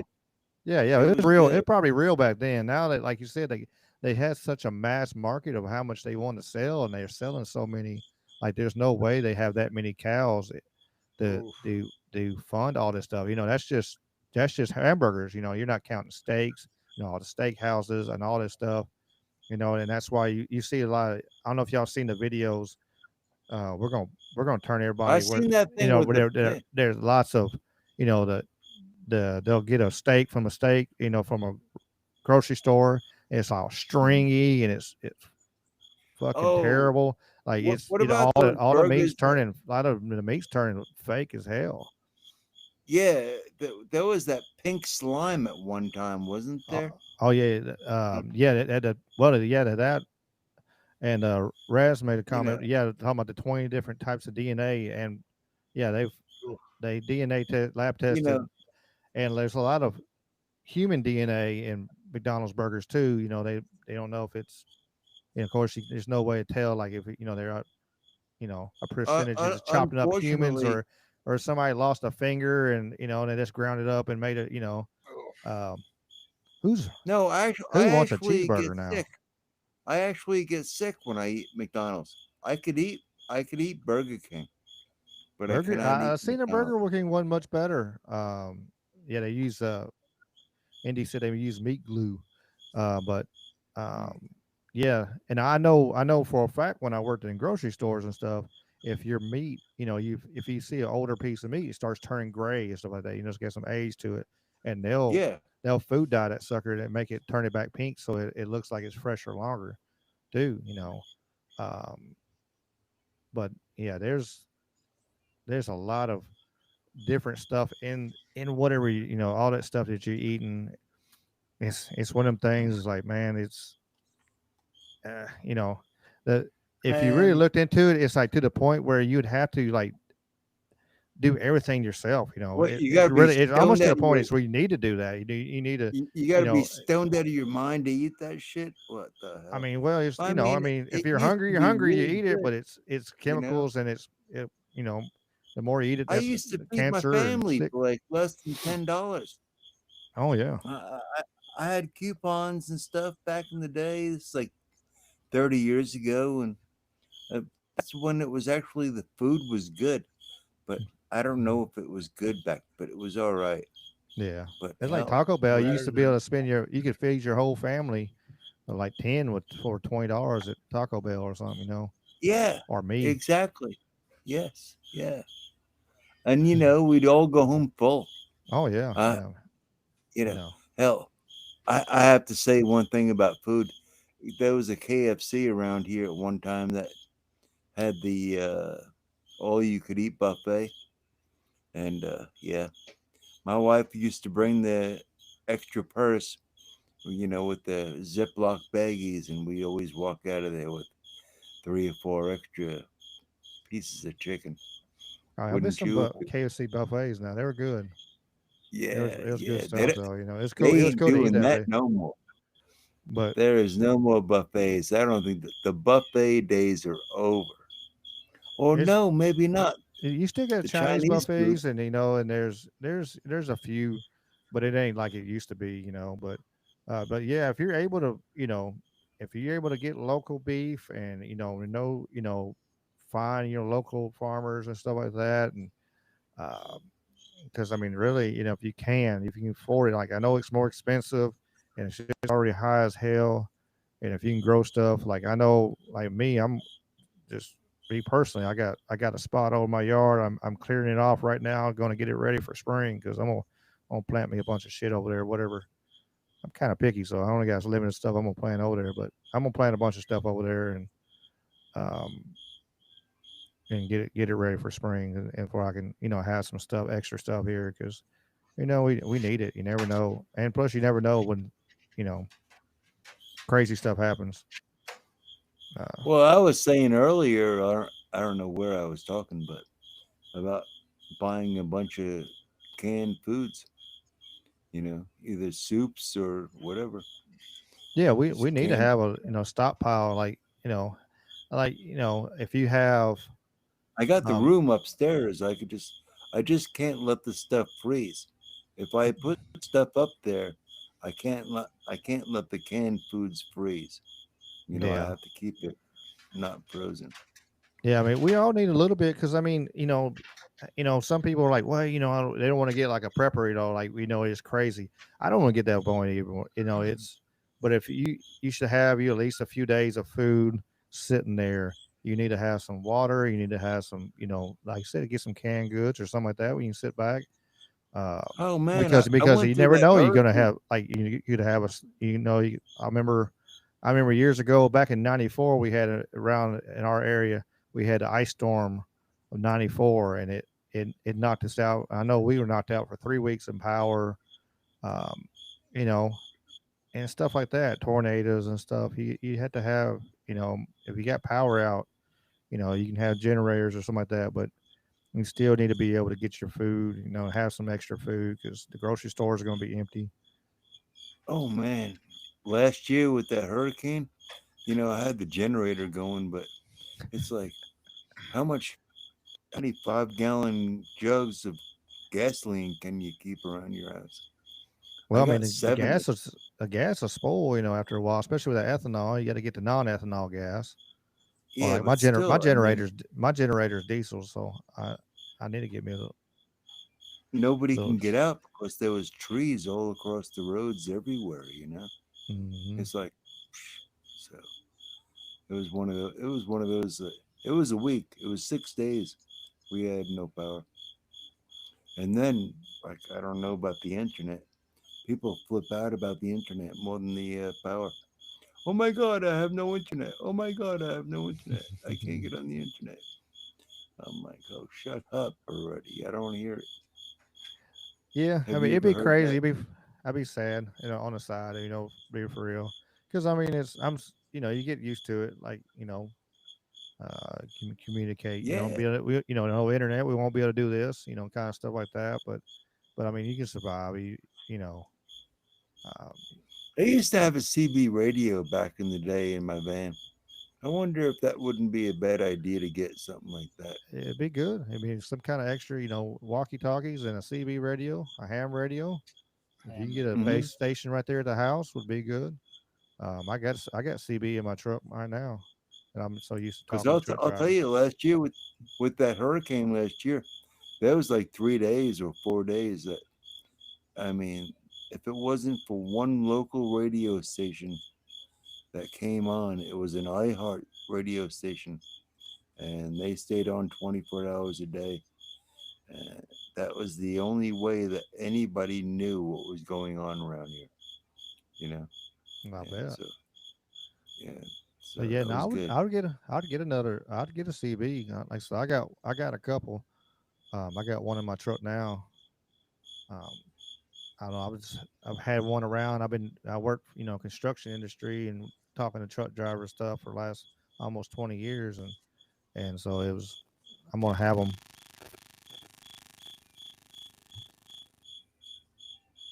What do you Yeah, think about my handle, Little John? What's your handle, yeah. Little John? Nothing wrong with that. No, when I used to Robin drive Hood's around, right hand man. Yeah. when I drove around in my old blue van, it was an 83 40 Econoline van I used to drive around. And sometimes I'd have it on channel 19, and I'm just driving around like 2, 3 o'clock in the morning, either going up and down the East Coast or whatever. And one of the guys would say, "Hey, little four wheeler, blue full, whatever. You got your ears on, And I kind of figured they were talking to me, so we'd get into a good conversation there for a good hour, man. That was pretty cool, Yeah. When it's two, Yeah, I like, talked where to a you guy one going, man? time on the radio talking about Elvis, and he was talking about he knew, Elvis was still alive, and he knew him, and he was just rattling along, and he was telling me where he lived and all kinds of stuff. But he said he just got out, he was tired of everything, he was tired of fame, so he faked his death, whatever, so he get out of it. But yeah, it's fun listening to the radio and talking to some of them guys and stuff. We had at the plant though, we had a I miss it. I miss we had, especially when we had the whole crew there and all the guys were there. We had a bunch of characters and stuff, and uh, you know, we had one guy called him Hard Rock, and he passed away with cancer several years ago. He was a good dude though, but he was funny. He'd come in the yard and he started raising hell, and and he would talk crap to all the drivers and tell them all kinds of crap, and then he'd get to the window and he'd be laughing. I had him his ticket, and he's laughing, and he get on his radio again and start raising hell. And I remember right before he had his last like big dose of chemo, um, he come in the plant, was hanging out with me for a little bit, and everybody was on the radio talking and everything, and I seen him look at it, and I was like, hell, get on there, Hard Rock, give him hell. I don't give a shit. And he got on there and started cussing everybody out on the radio and everything, and just raising hell. And it you could tell it picked him up, and because he was, like he was having, back in, when he was able to drive the truck and stuff. But yeah, yeah, give him a smile. Yeah, he gave him a smile. That's my lasting. I seen him later on after the tornado went through there, almost took out his house, and man, he was so thin and everything. But my favorite last memory truly is Hard Rock. Was he coming there and he had fun talking crap to all them guys, and really did. Elvis and Bruce Lee are roommates in Hong Kong. Just glance at the chat. You never know what you're gonna glance at the chat and see. I appreciate the chat. They're having fun. They're having fun over there. Tupac's in there somewhere. Yeah, Tupac's in there somewhere too. What were we talking about? Chinese takeout or Chinese buffet? Yeah, we had the buffet and everything. I forgot that. I seen this video right here. I want to share this one because be kind of a warning, pay attention to I know people like to have their kids like to mess with music and playing and everything. This happened today. This happened, I think, today, or it was yesterday. I forget. It was yesterday. 13-year-old was arrested after sending. He was sending himself a video loading a gun and with rap lyrics and about killing and stuff, and just damn kids.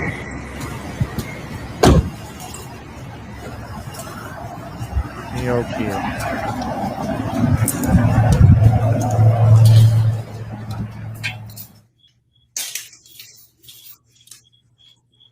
All right, we turn around, face me. Go ahead and have a seat on the bench.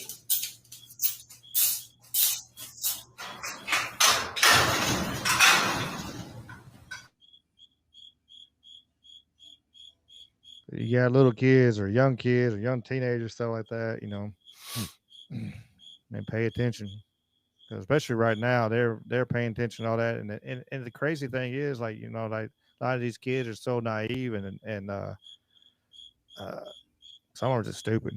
I mean, there's no other word for it. But they'll get on TikTok and stuff and post videos of them doing stupid ass shit, and then you turn around and they got video evidence of what you're doing. So if you're saying stuff and posting with guns and saying shit that you shouldn't be saying, there's nothing you can. You're proving your point. You're dead caught. Well, dead in water or whatever. Yeah, dead in the water, I guess you say.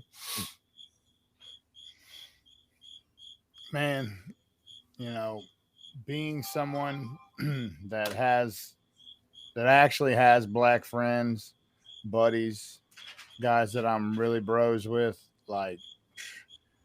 I'm enough of an honest guy, even around them, to be like, bro, I'm a Trump supporter. I'm conservative. You probably don't like all the shit that I believe in, but let me tell you something. Out of love and out of truth, I got to speak on the problems in ratchet hood ghetto culture.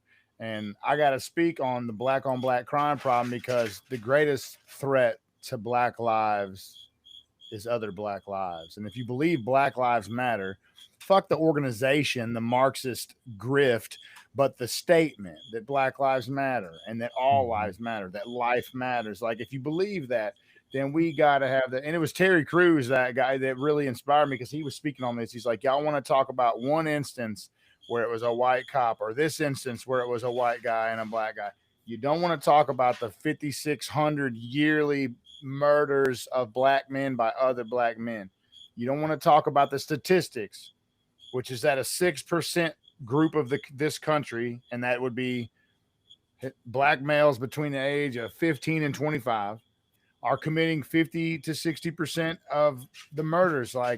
That's a problem. And it boils down to that little video where a rap song, some rap star, or some local thug gangbanger, done told that kid this is the lifestyle. And here's where it gets really sick. They also tell these kids, you're stacked against a white supremacist system. You can never get ahead. Your skin color will hold you back. You will always be a victim. Everyone's out to get you and you should hate them. So they're taught to hate the white man, and they're taught to hate education in the system in all of its many forms. Fuck the police.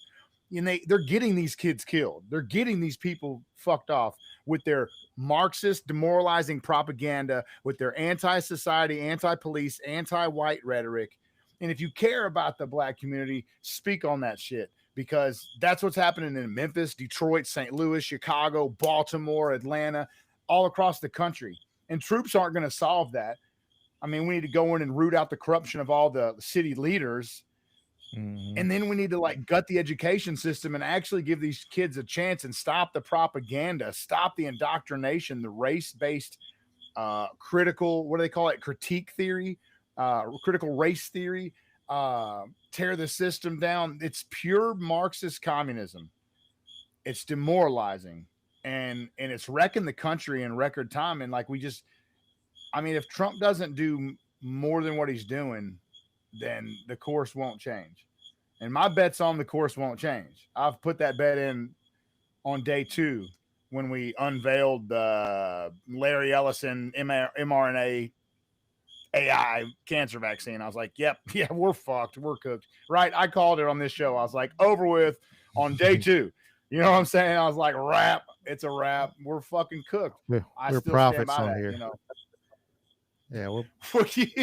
I mean, it's not that hard to be one when the writing's on the wall, you know? So anyway, I hope I'm wrong and that we can get our culture back and get some sanity back, but we've got an uphill fight, and it starts with having those tough conversations. That's why Charlie Kirk was such a treasure, because he would go and have these conversations about white privilege and about equality in America and about the pros and cons of different pieces of history, like the Civil Rights Act. He said that he believed that it had deleterious effects.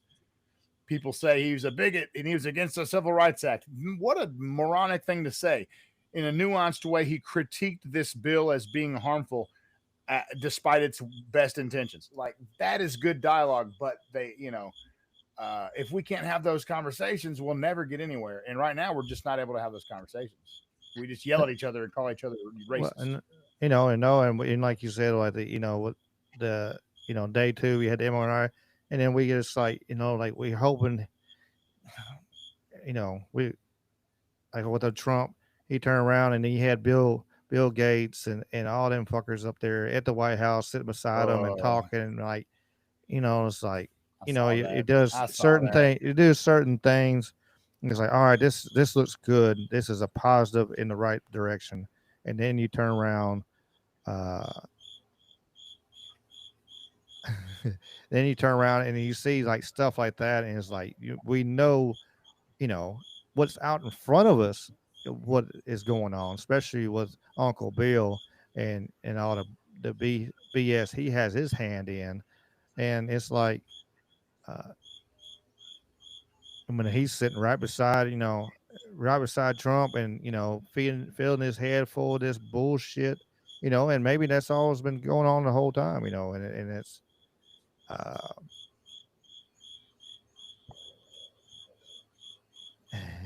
speaking of that, Karen, and you want to talk about, let me pump the brakes. Let me show a clip. Let's see. Have you ever seen such a bipartisan? Let me make sure I share this shit before I won't. Here we go. What, you gonna forget? I have before. Such a bipartisan look. For one person. Presidents don't have that happen.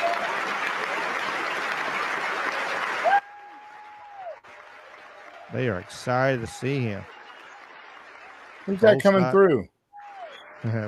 Is that old Benjamin Netanyahu? Oh, no, it's not. Yes, that's our Congress. That's our Congress right there. Look at that. They're all clapping. Praise 4-minute standing ovation Praise for him. this Praise him. motherfucker. Well, his name, Netanyahu. Netan is the Hebrew word for gift, and Yahoo is the shortened version of Yahweh. So his name means the gift of God, essentially. So you all should be on your knees thankful for this He man. changed his name to that too. I think. No, he didn't. Yeah, that was his original name. Yeah, that's not his original name, I think. Look at that. No, it's 4 not. minutes. It's not his real name. Yeah, Karen even said his name was changed. Yeah, I thought I was right. Yeah, he changed his name to that. You know who else changed their name? Some guy named Jack Rubenstein started calling himself Jack Ruby for some reason. If I go on the chat, I get kicked off of the thing, so I'm not on the chat. Oh hell, that's crazy. It's probably it might be the it just pulls so hard on your internet maybe. But yeah, look at this. Well, no, I mean, how much money does the United States taxpayers give that guy right there? Millions of dollars. Like there's people over there right now in a certain country but they don't even have to work because they turn around and because of what the subsidiaries, that's the word I would had in my head, that we give. Such a waste of money. You know, and he was talking the other day about like all the information, like, you know, how and then much they complain about, you know, people living on the side of the road in a tent because they're homeless and they give away so much money. You know, I think it's really, really simple when you sit back and look at it. All right, I'm gonna cut that out. It looks to me like Israel owns America in every way, shape, and form when it comes to Washington, D.C. And the reason is because they had a very successful blackmail sex scheme run by Epstein and Ghislaine.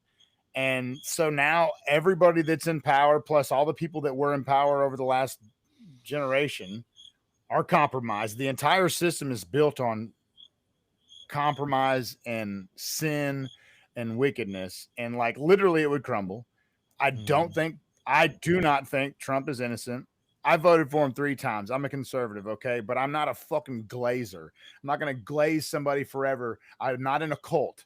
I think critically and objectively, and I don't trust him, and I don't trust the fact. Once he insulted me for wanting the files, I was like, fuck you, dude. You know what I'm saying? Like, I'm not a big believer in 5D chess, okay? How about we have government instead of chess? How about that? That'd be cool. So, bro, paint me black-pilled, but like, Israel owns us because of all the work Epstein did, because they're all compromised. And so now, you know, now it's like this. It's like, hey, President Trump, can we get the Epstein files? No, but I'll tell you what I can do. If you criticize Israel, you're going to jail. Because that's what's coming now. Now the bills that are coming through the House are, we're cracking down on anti-Semitism. Kash Patel, when asked why they couldn't release the files, he said it would cause too much anti-Semitism. I mean, you couldn't make this up. Like, you couldn't make it up. But it's truth is stranger than fiction. So we are an occupied, conquered nation in a lot of ways.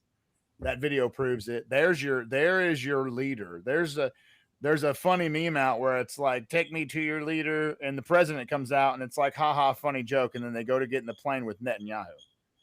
Yeah, absolutely. Right? Yeah, I mean, that's funny because I think it's true. That's why I think it's funny. And there's a lot of other people noticing that as well. Kirk, rest in peace, was noticing as well. Well, I'm with Karen. It was way before it's been going on a long time before Epstein. And I mean, you look at she was sitting, you know, Robert Maxwell, of course, was Mossad. And if you look at I mean, if you look at back in, you know, with JFK back in the 60s, and you know, you brought up blackmail those people, just money. Like, I guess, I mean, oh yeah, why did they have the influence then? where I mean, the power imagine comes money from. or just, or, same thing. If you find that information and get dirt, everybody has a little dirt on them, and they get a certain amount of dirt and they add some dirt like, hey, we're going to manipulate you or just put you in any situation and then turn around. All right, now you're Frame ours. you, fucking frame you. Yeah, just absolutely. frame Actually, you. frame you, straight up frame you. Yeah. Like, who's going to believe you? Kidnap your if we kid. turn around and if you try to go against us, we'll fucking kill your whole family. We'll take you. We'll bury your entire generation. And they don't give a shit. So they've just finessed their game as they've gone along. Never had to register as agents. They've just gotten better and better. And I'm not talking about lobbyists that are like just pushing for certain bills to be passed, but like operatives, foreign agents, Mossad agents. Like here, did y'all hear that after one of the most recent Netanyahu visits, they found 2 bug electronic devices planted in Secret Service response vehicles? They found 2 bugs. Israel bugged us. Like, it's wild. Like, so yeah, they do say Trump is scared too. Now, is that just like, is he really? Or because I thought he was their boy, you know what I'm saying? I thought he would kiss the wall and stuff, but oh yeah. I'm laughing because Dave Waffle House. We get on some juicy stuff. All of a sudden, his eyeballs pop up here. It makes me laugh and stuff. I see his eyeballs pop on the chat right there. Appreciate you, Costa, coming in from Australia. That's what I love about this. Australia's in the house. I actually look. You get the big 3 investors. You got, State Street and BlackRock and Vanguard has control on all of it. You were talking about the USS. Let me get my brain squared ahead and forward. You were talking about the USS Liberty. The hell, Israel bombed the dog shit out of our ship. Well, they had to cover it up because they didn't want to upset. Didn't want to upset Israel. And I want to, when has any other time in the history of the United States has somebody attacked one of our things and we didn't go fucking just foobar them? Ever. Yep. And that happened right after they killed JFK because it was Lyndon B. Johnson who oversaw that fiasco. Right? Oh, absolutely. It happened right after. And the video I got pulled up here on this whole same level. Yeah, don't judge me because I got RT there. Your whole family. This was part of the 50 states, one Israel delegation. And what is this? Over the rainbow, birds fly. Birds fly. And using the song that has ties to MK Ultra and stuff. Yeah. I don't know. It's crazy. That's weird. Who named that? Yeah, look at the logo in the background too. Look at that. I'm gonna say goodnight, guys. All right, LJ, man, appreciate you coming in and hanging out for us with us, man. Well, thank you very much. This old man's got to hit the pillow. Well, I understand. Yeah. Appreciate you, brother. I'll see you. I wish I could be yes, in sir. the chat. It is what it is. I understand. Red beard. Yes, sir. You keep. Sooner or later, you'll have a beard looking like me, and it'll look really good. Well, I'm gonna see you soon for more tips. Yeah, for sure. We'll bring them back on for more beard tips for sure. Hell yeah. Peace out, guys. All right, LJ. I'll see you. All right, brother. Lord have mercy. Yeah, it's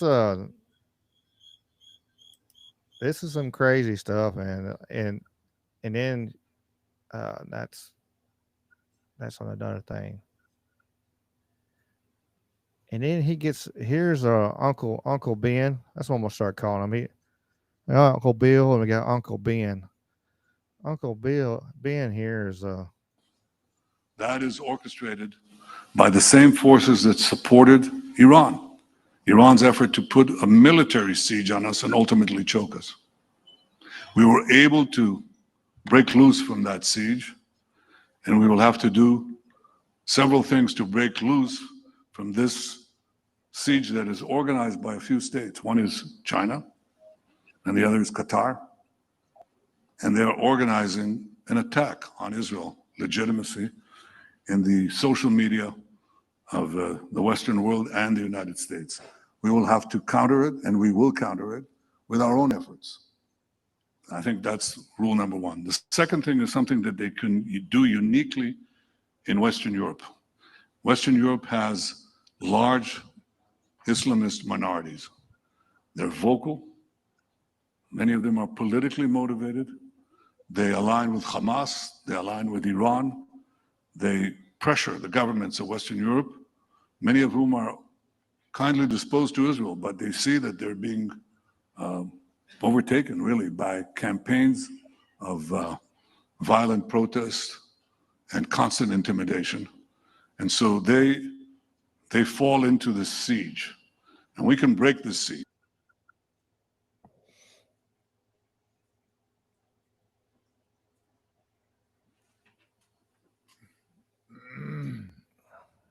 yeah, he's now like, how many more countries and stuff is he going to try to, fuck with him, and we're going to have to back him no matter what?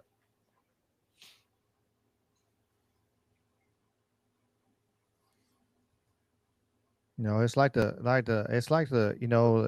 little brother. You get your big brother's badass, and your little brother goes and picks a fight with everybody in the fucking school just because big brother going to take watch his ass and beat take care of business, and that's that's what we're living in just real life. It's wild.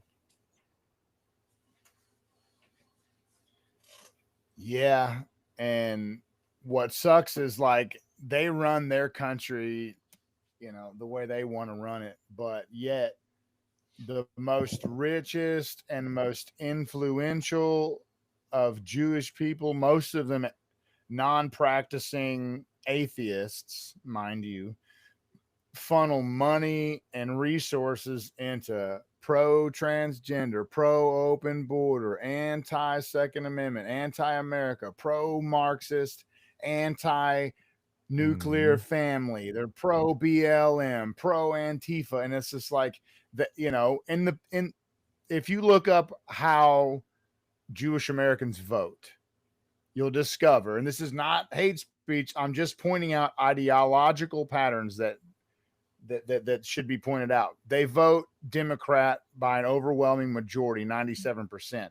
Yes, lobbyists control both sides of the aisle because they pump money into both all campaigns so that they can, no matter what, have somebody that they control or influence in the seat. But by and large, as a people and a culture, they are left-wing. When you discover that Karl Marx was trained and taught by the guy who founded modern Zionism and wrote a book by a similar title, you realize there's an overlap between Zionist global agendas and flat out communist and what we call Frankfurt School Marxism out of Germany, Ashkenazi Marxism out of Germany. They align. They all engage in demoralization of a culture, in bastardizing that nation and severing it from its roots in order to rebuild upon those ashes the utopian communist vision. For Israel, it's greater. It's for literally when Israel is set upon high and like all the other nations bow down, and they want the whole greater Israel. They want way more land than they got right now. And that is the stated goal. Absolutely. It is the only goal, and if you ponder back through history, somebody in the chat was talking about one of the lost tribes, the tribe of Benjamin. There was a diaspora. You can look around the world as far as from Ireland to Africa and find remnants of Sabbath keeping, of biblical feast days, of holy names, Hebraisms, all across the world from that diaspora. And yet, when the British government gives a country to the Rothschild family, right? You read the Balfour Declaration. They handed a country over to the Rothschild banking cartel. And you got these new people who are Dear self-proclaimed. Lord Rothschild.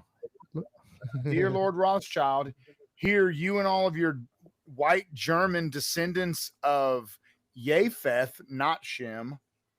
If we're talking about Noah's 3 sons, the son, look in your Bible and read about the sons of Noah, Ham, Shem, and Japheth. Shem is the father of the Shemitic peoples, which are the Asiatic peoples, which are the Hebrews, the people in that country. Ham was the father of the African nations, and Japheth was the father of the European nations.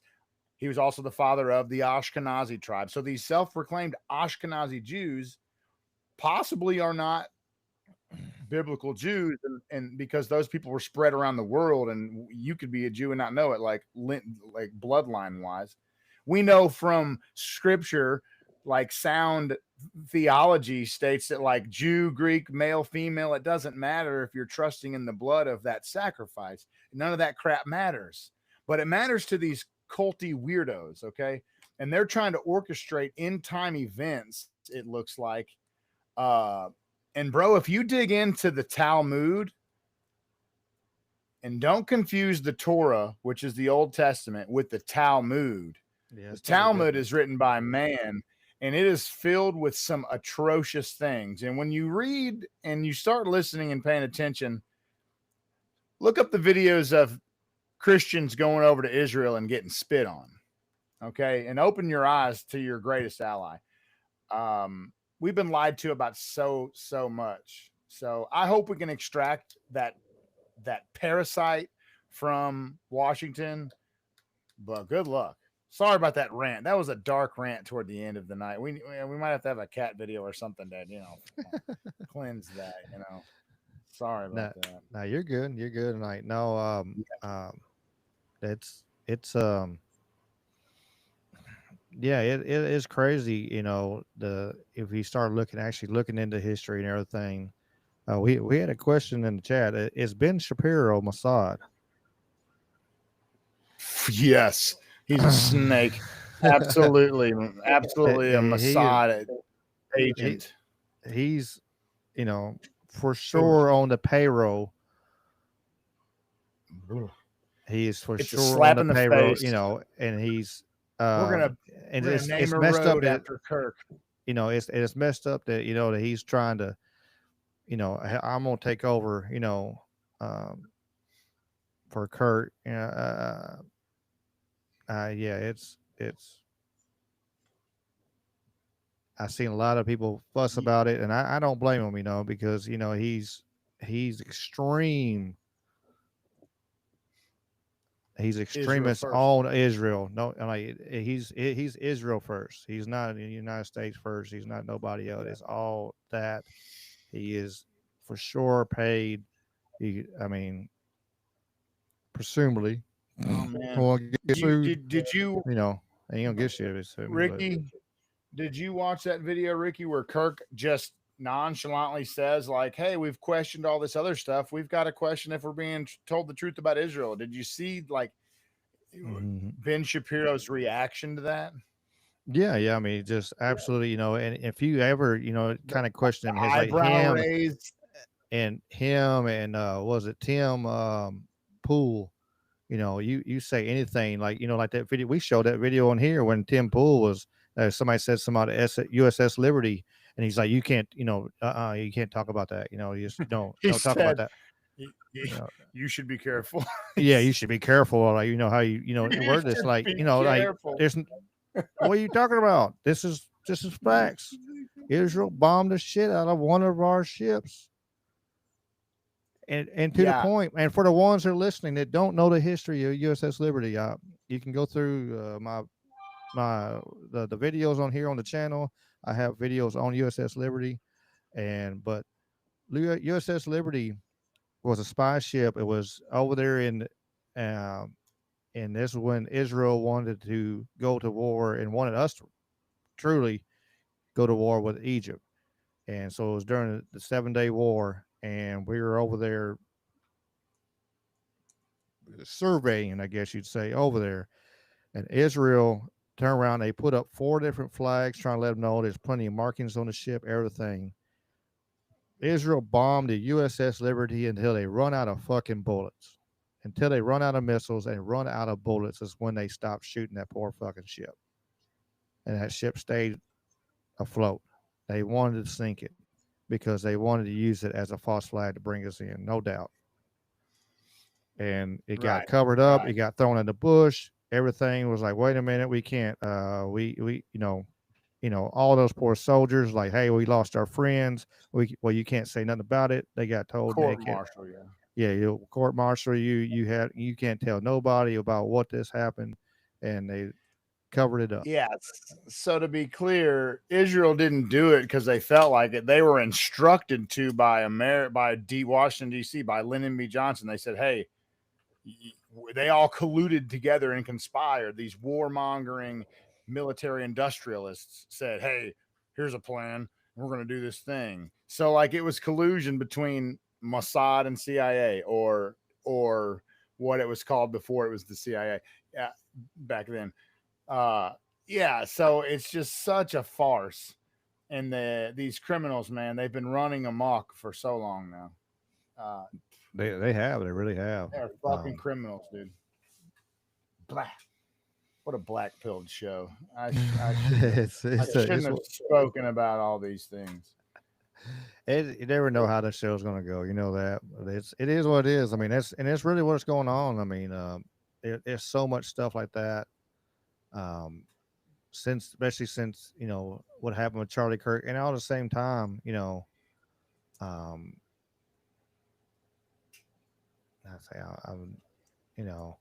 it's crazy. I see. I'm looking at the chat. I don't think I see what Auntie says. I don't know. Candace looks pissed. Oh yeah, she called him a shill. She's right. Yeah, she is like, they're gonna have to deal with her, and like if whoever decides to take the lead, whatever. I don't know. She has been calling out, and she says some wild stuff. Like everybody, I don't agree with everything that she says, but she has. I respect that she was like, hey, for a long time I was, going along with what was, being spewed, and then I realized I was wrong, and she apologized, like, hey, I was wrong. For a person to get in front of millions of fucking people and all, and have the power of, her voice going to people and get on there and say, hey, look, I messed up, I was wrong. This is how it really is. But it's motivator, and she's doubled down, triple down, and truly, like she's trying to find a, kind of like with Ian, going around and trying to find the actual truth and facts and trying to pull out stuff. And I don't know, hopefully nothing happens with her with all this kind of stuff. Because, how adamant, and calling some of this out, like Ian Carroll and calling these people out. He had a pretty interesting video that I watched his video the other day. It was pretty good.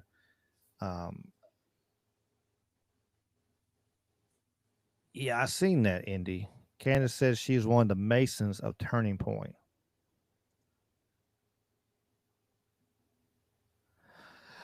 And very true.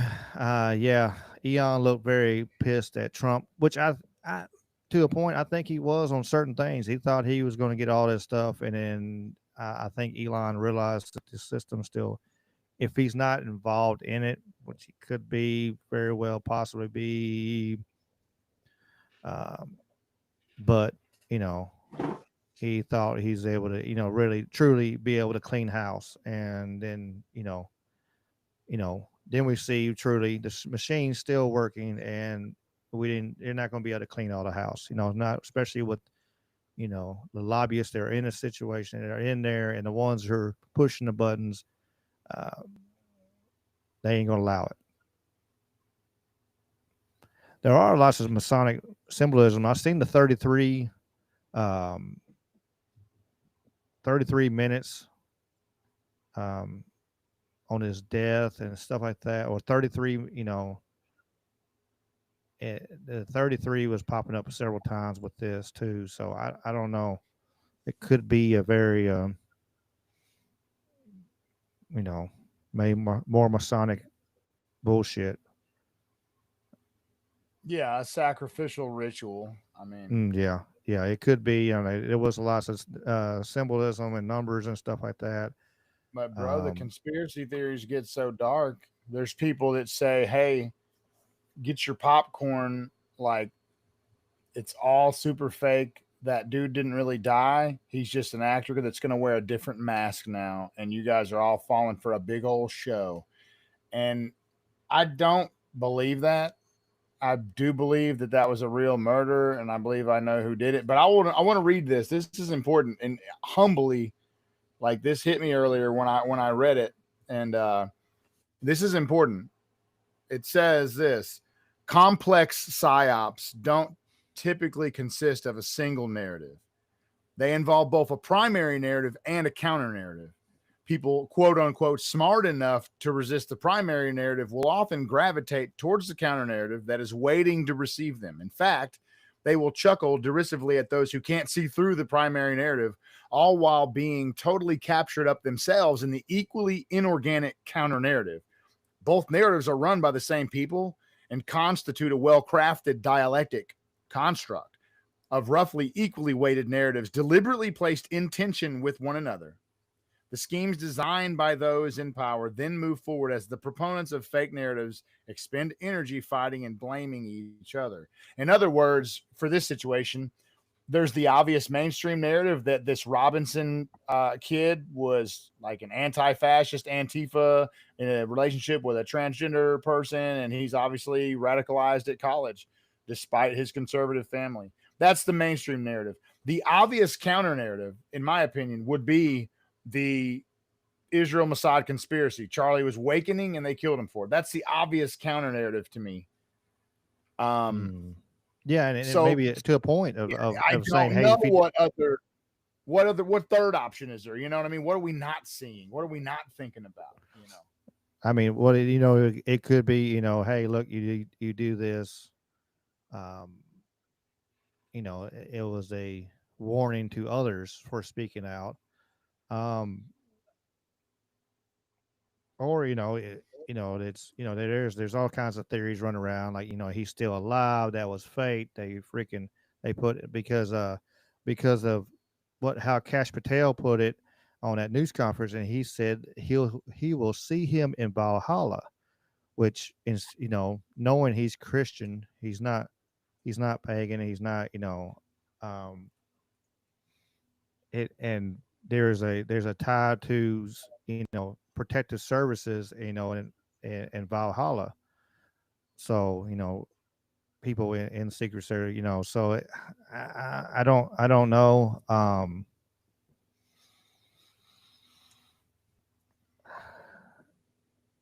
You could look at it so many different ways, of the possibilities of hitting it all angles. It could be, it could be this is the ultimate move to motivate the people for, to purge some of this stuff. They knew it's going to take something powerful and a powerful person, speaker, and a well-loved person to, wake up and shake,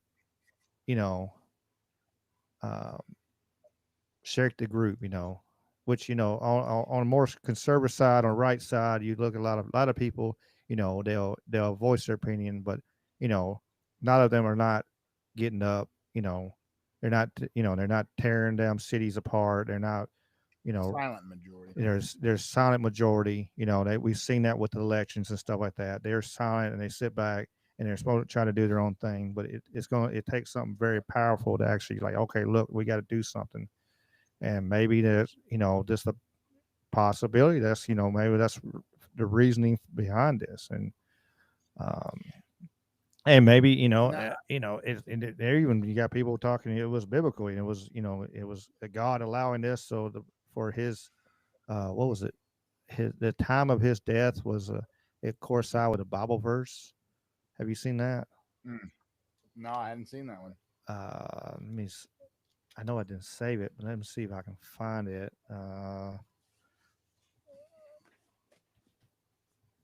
If I can down spell.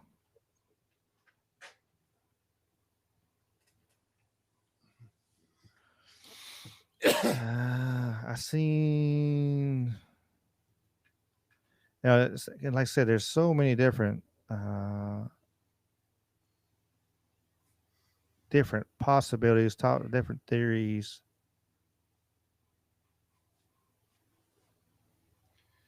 Did you, Ricky? I don't want to distract you, but you're good.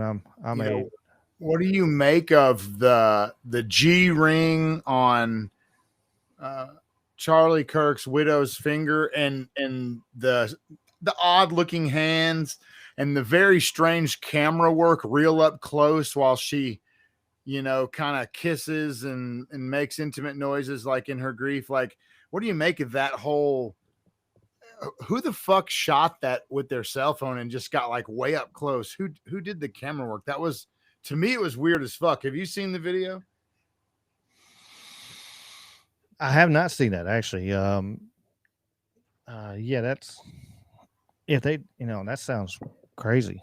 You need to watch it. It's her at the casket, but just pay attention to the camera work and then her ring, and then just how bizarre it is. Like a very, very private thing that somebody got way up in her business with a camera. You should play it.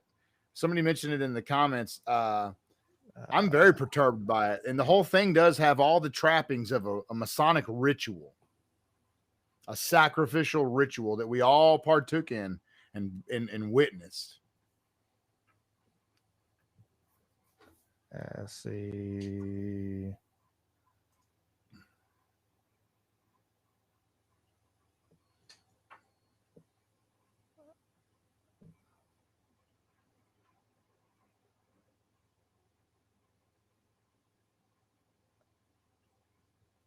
Yeah, I see what you're talking about. Let's see if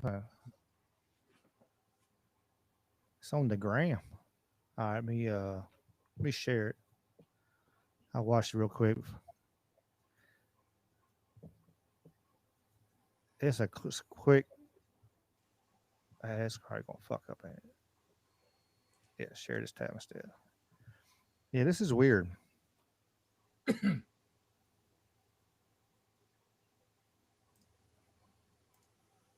I mean, his hand's gonna, you know, that's. I don't know. I was saying, that's weird. Why is this button? I don't know. He has a button unbuttoned. That's a Masonic thing where they slip their hand in. It's another ritual, an unbuttoned buttoned. I forgot about that. Yeah, that's weird too. You know, that's adding to it. When you can go back and listen to it, like just the mouth noises and the fucking. She's like, "I love you, I love you, I love you." Mwah, mwah. It's so. Oh, there it is. Oh, there you it's go. so. I love you. I love you. I love you. I know. I love you. I love you. God bless you.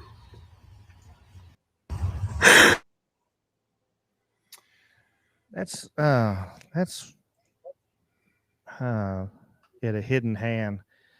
That is weird. That's fucking weird. I had not seen that. I don't know if I'm glad that you told me about it or not, but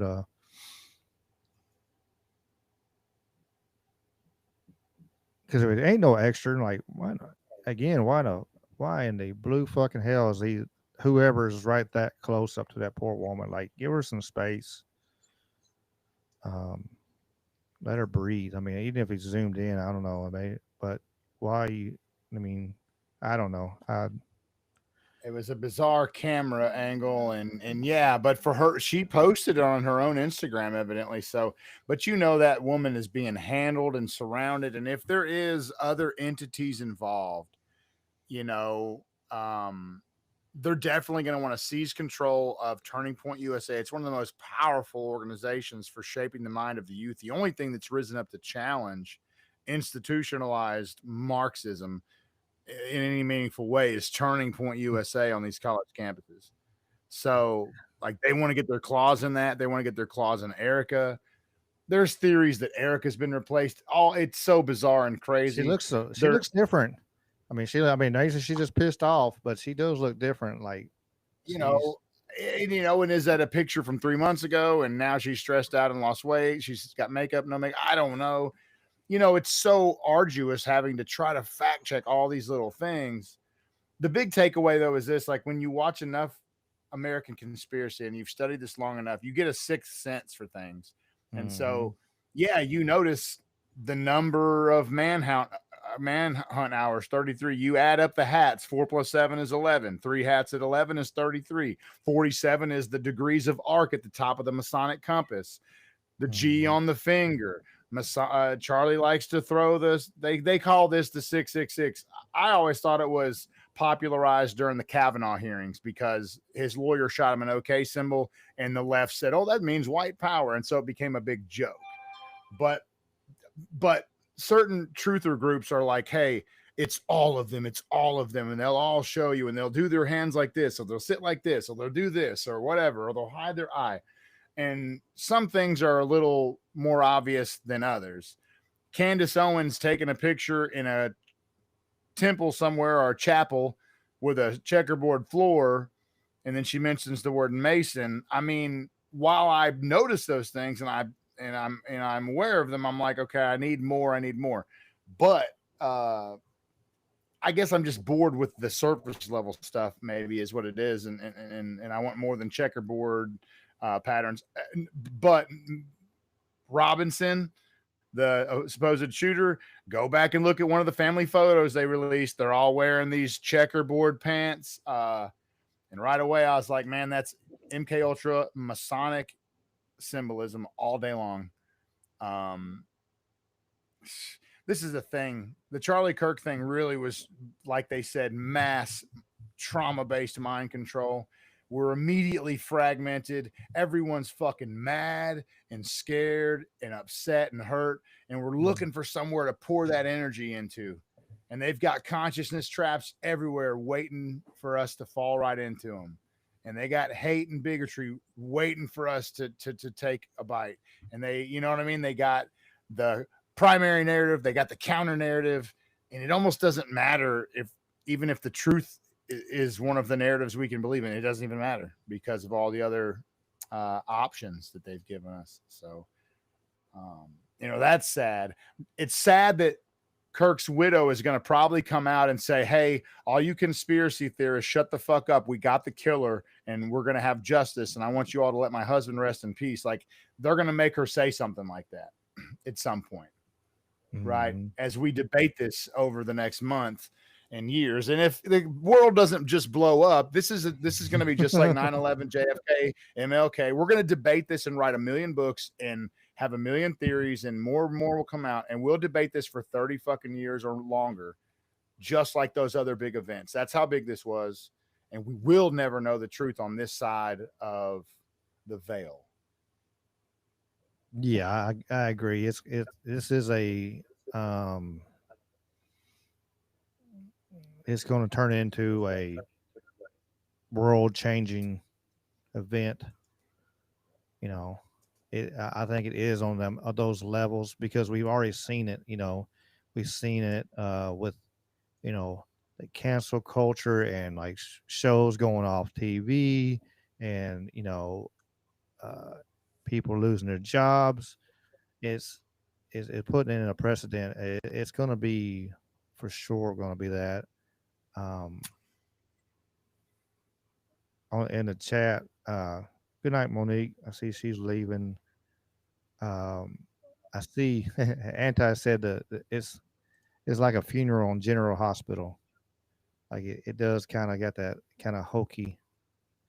I don't know, and if it's legit and pure, and it could be. I don't know. Whoever the cameraman ought to be kicked in the dick. That's all I gotta say. Yeah. This woman is, if everything is on the up and up, and this woman is, she just lost her husband, her best friend, her soulmate, and you're over here and got her camera up in her damn near fucking face. You ought to be kicked in the fucking dick.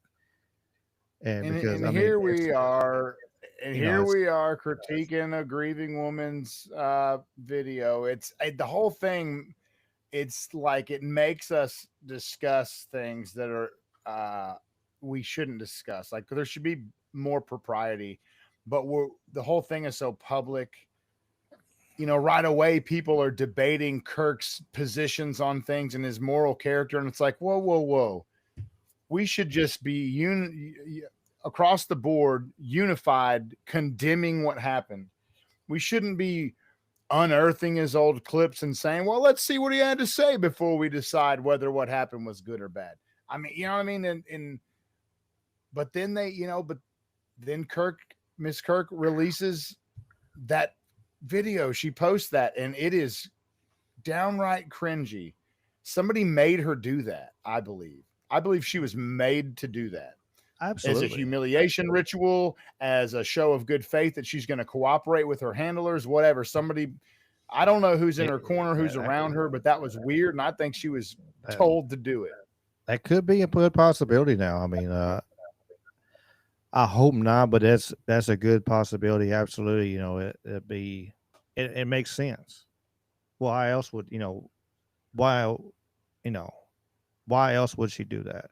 Whether it wasn't somebody basically with a gun to her head, like, look, all right, we took out your husband, you got 2 kids, you're gonna have to do what we want you to do, and you're gonna play along, and you're gonna do it. Here's what we're gonna do, step by step. Now your husband's gone, everybody's sad. We're gonna put Ben Shapiro over here doing his shit and start going around and doing it. Yeah. And he's going to start going to college, and that way he can start spreading what we want spread. No questions asked, because he's not going against anything that organization He's not going to said. bring up Epstein and Mossad, No, like your dumb husband did. Oh, by the way, you mentioned that his hands look strange. Yeah, so we're gonna go ahead and get you to lean in and make soft kissy noises and tell him how much you love him, and just kiss those hands over and over. And make sure you show this ring that we got you wearing. Make sure you show that. So and the ones that know. Yeah, I mean, they made her do that. Yeah, it's weird. That's so weird. It's a like they said in the chat, it's a presentation. It's a theatrical presentation we're being given. And it's threadbare. It's like the crowd is booing and we're backstage with a can of gas. Like, this show sucks. It's like a shitty pilot season, Yeah, it's I know. It's wild. Absolutely wild. Yes, algorithm, absolutely right. A grieving widow should get a lot of she should get a lot of latitude on her judgment for at least a year. That's true.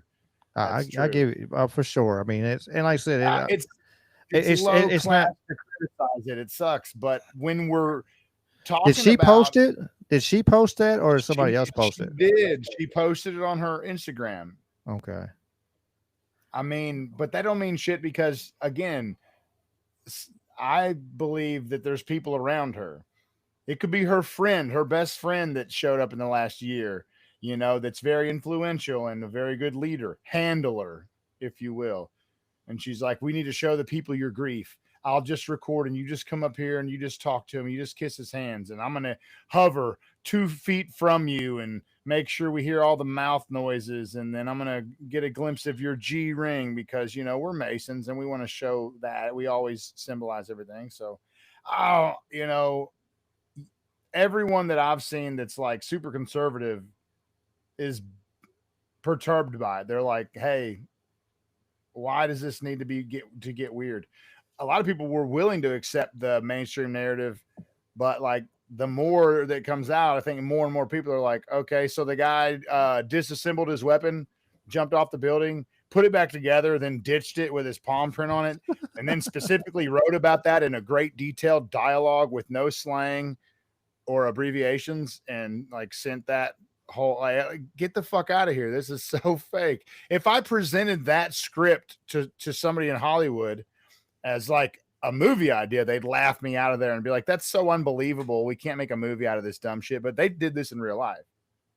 Yeah, it's that, like we talked about at the beginning of the show, for those text messages that's the fakest things I've seen in a long time. And like there's no kids that talk like that. There's nobody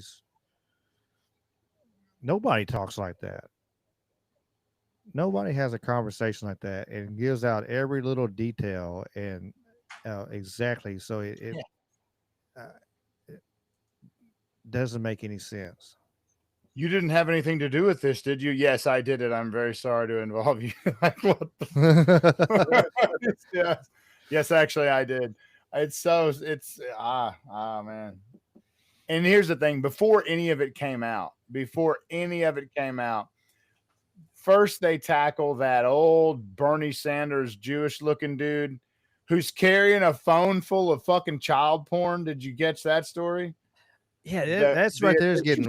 That's getting weirder and weirder too. Like this guy runs some sort of interference, obstructing justice. He's like, and he was saying, "Kill me," Utah, but he's there. Oh man, right? Yeah, he was saying, "Kill me, kill me, kill me." He forgets he's got a phone full of porn. I don't know, bro. That's weird to me. Like the whole thing's fucking weird. Maybe that's why he wanted to kill him. It also wasn't the shooter. That second guy, trans whatever, was not the shooter. Yeah. The third time's the charm, I guess. But even before all that, right away, my spidey senses, Ricky, were fucking off the charts. They were going berserk. I mean, just my gut was like, oh my gosh! I instantly knew this was a professional job. And then people will say it was sloppy. That's an easy shot. He shot for the head and made a mistake and hit him in the neck because of the 4-inch drop on a 100-yard setup versus 200 yards. And I get all that. And that's all, guess what? Also perfect. It's like also perfect. Well, I've heard that, and I heard that it's actually bounced off his body armor and it came up and hit him in the neck. And then I've heard that, if it's it is a perfect shot. But then if you look on the other side though, it could be actual have extra meaning because hey, where they hit him at? They hit him in his throat, they hit him in his voice, trying to send a message to everybody like, hey, you have to be quiet about what you're talking about. You have to watch what you're talking about. And I think it was that's right. I think it was super duper symbolic. I don't think they trusted that silly patsy with the shot. I think they sent him running around campus with a fucking rifle with his thumbprints on it. And they had a pro take the shot. And it was a quarterback handled situation. Online, it'll look like he was talking to some Antifa radical that just gassed him up, and there'll probably be more people that go to jail, more patsies. But they have their ways. They do war by deception. And so they absolutely can make things like this happen and then present you a narrative that's airtight. We can they have enough declassified videos right now that have shown that how much times they've done this over the history. The CIA's done it and overthrown governments. They done this. They taken out leaders. And what's one more fucking time? It's I don't put past nothing. I don't put past none of them.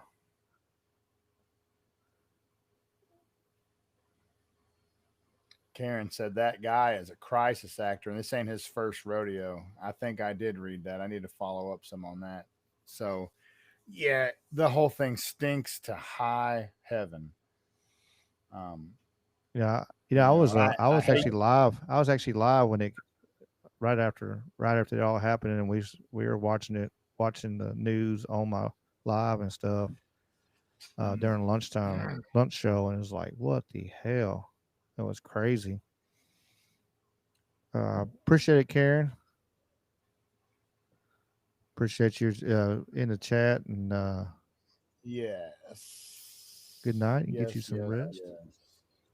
Mr. Mike Algorithm, I appreciate him in here.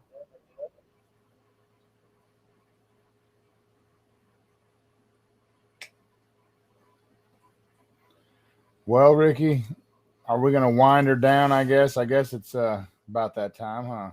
Yeah, it's getting close to that 4-hour mark. I've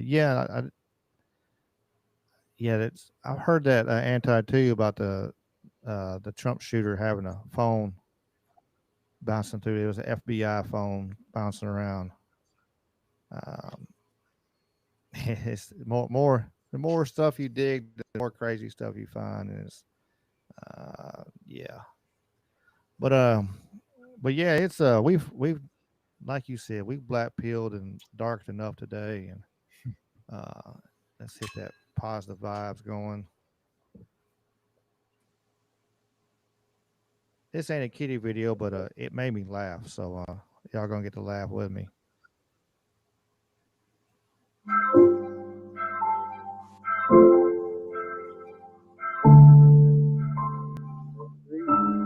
There.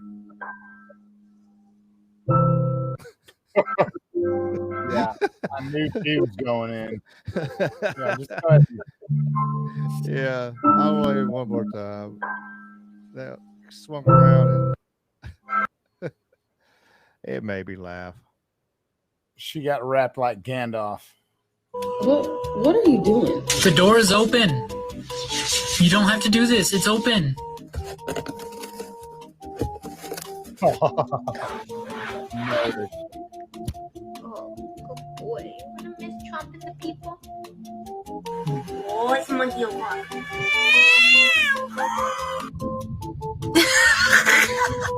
Raggy! Stop!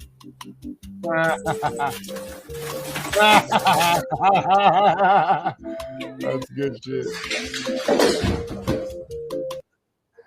Absolutely. Like, oh, I'm about to get caught. Yeah, let me go faster.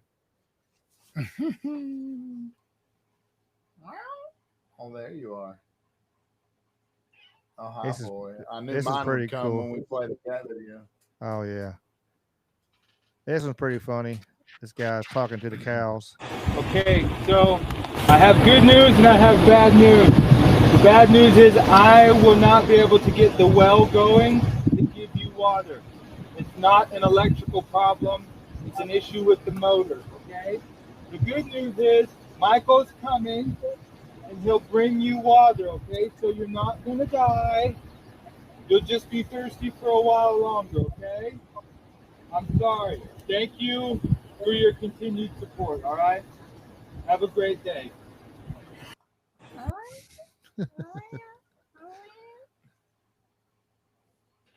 All right. Good night, Raz. Everybody. Good night, chat. I had to shut and make sure my computer. Good night, Rumble. Good night, YouTube.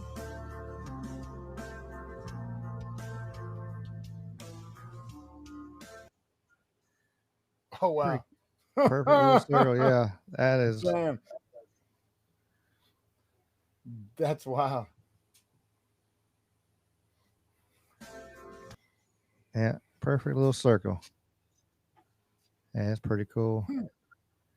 I like this video here. If you had cats, you've always had this. You had this moment, and you probably thought about doing this, especially when like daylight savings time. And if you feed your animals at a certain time, and they don't understand daylight savings time. They don't like it. When this hand on your right hand there, when that goes down to the thigh, that's dinner time. This hand, you don't need to worry about that hand. As long as that. Look at mom. Like, what is he talking about, mom? That's when you can start screaming like you're dying. And if you'll notice, it is now quite far away from it. Do you understand the concept better now? Are you paying attention?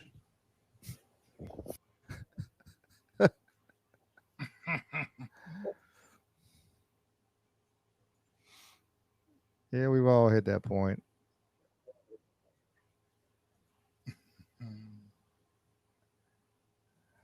This is pretty cool. Little puppy thinks he's a turtle.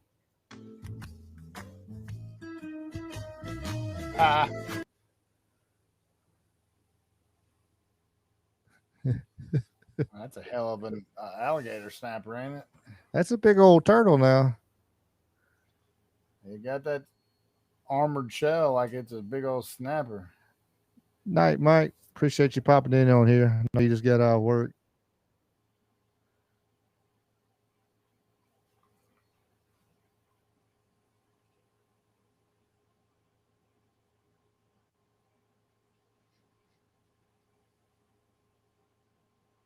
Night, Indy. Appreciate you. You getting out here too. Appreciate y'all. I appreciate everybody. Appreciate y'all being here. We're looking back. He said he thinks a dog itching his sack. I don't know. Maybe so. Got me the big hell big. Appreciate you, Tate. Yeah. I'm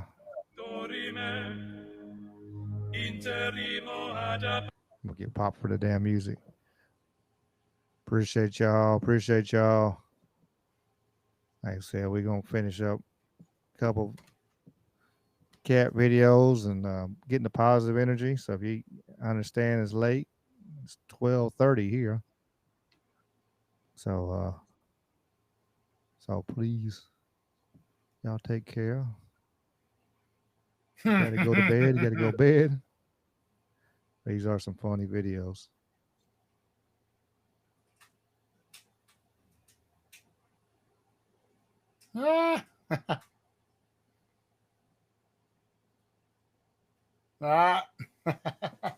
IT. Check it out. I love it. That's funny. That's funny.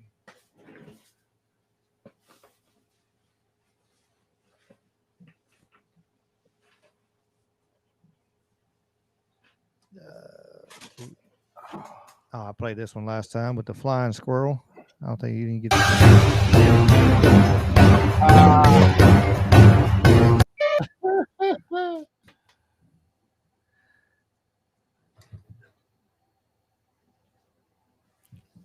This kid just woke up in this box down here. Startled the hell out of me.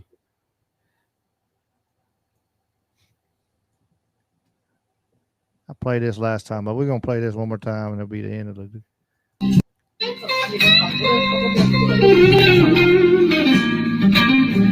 This kid's lived through some things now.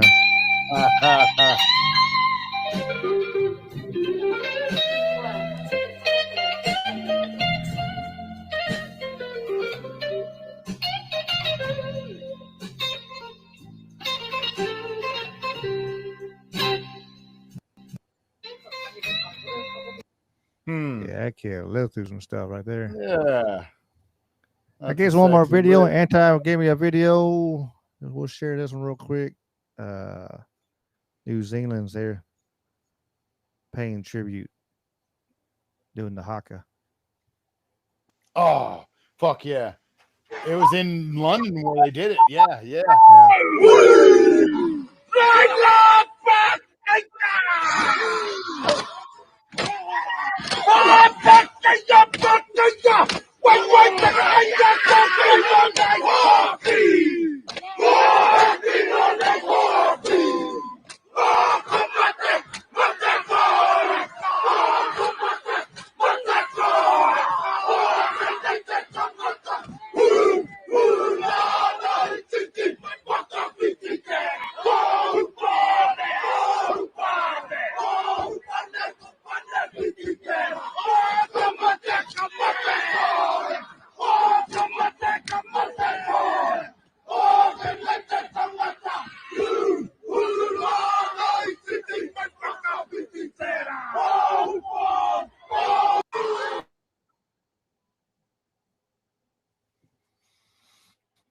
Yeah, that was cool as shit, man.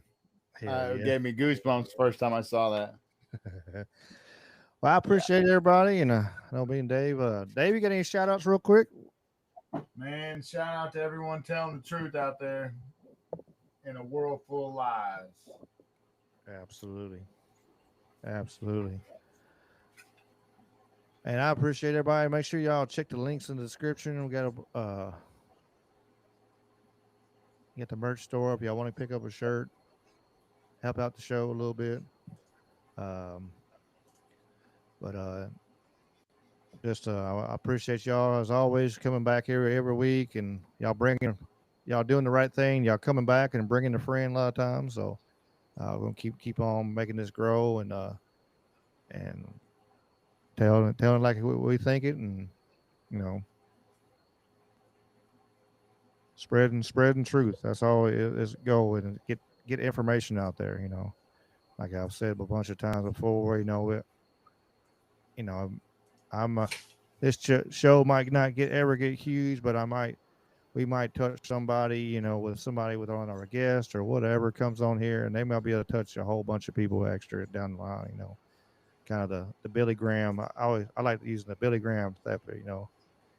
Billy Graham preached to millions of people, but somebody preached to Billy Graham.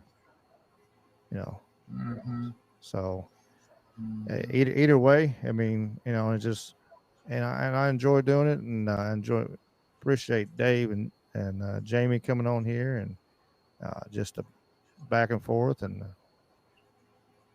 the conversation of having smart people, well-read people come together, and it's fun. And like I say, the chat's always amazing. Y'all check out Indy's show Monday. I know she dropped a link. Check out, like I said, a lot of people in the chat have their own shows, so check those out too. Like I said, as always, man, like I said, I just appreciate y'all. It's I put a lot into this, and it takes a lot of time away from a lot of things, but I think it's important and it's fun. I enjoy it. Like I said, I get to meet so many different people and from around the world, and where else am I going to be able to do that? And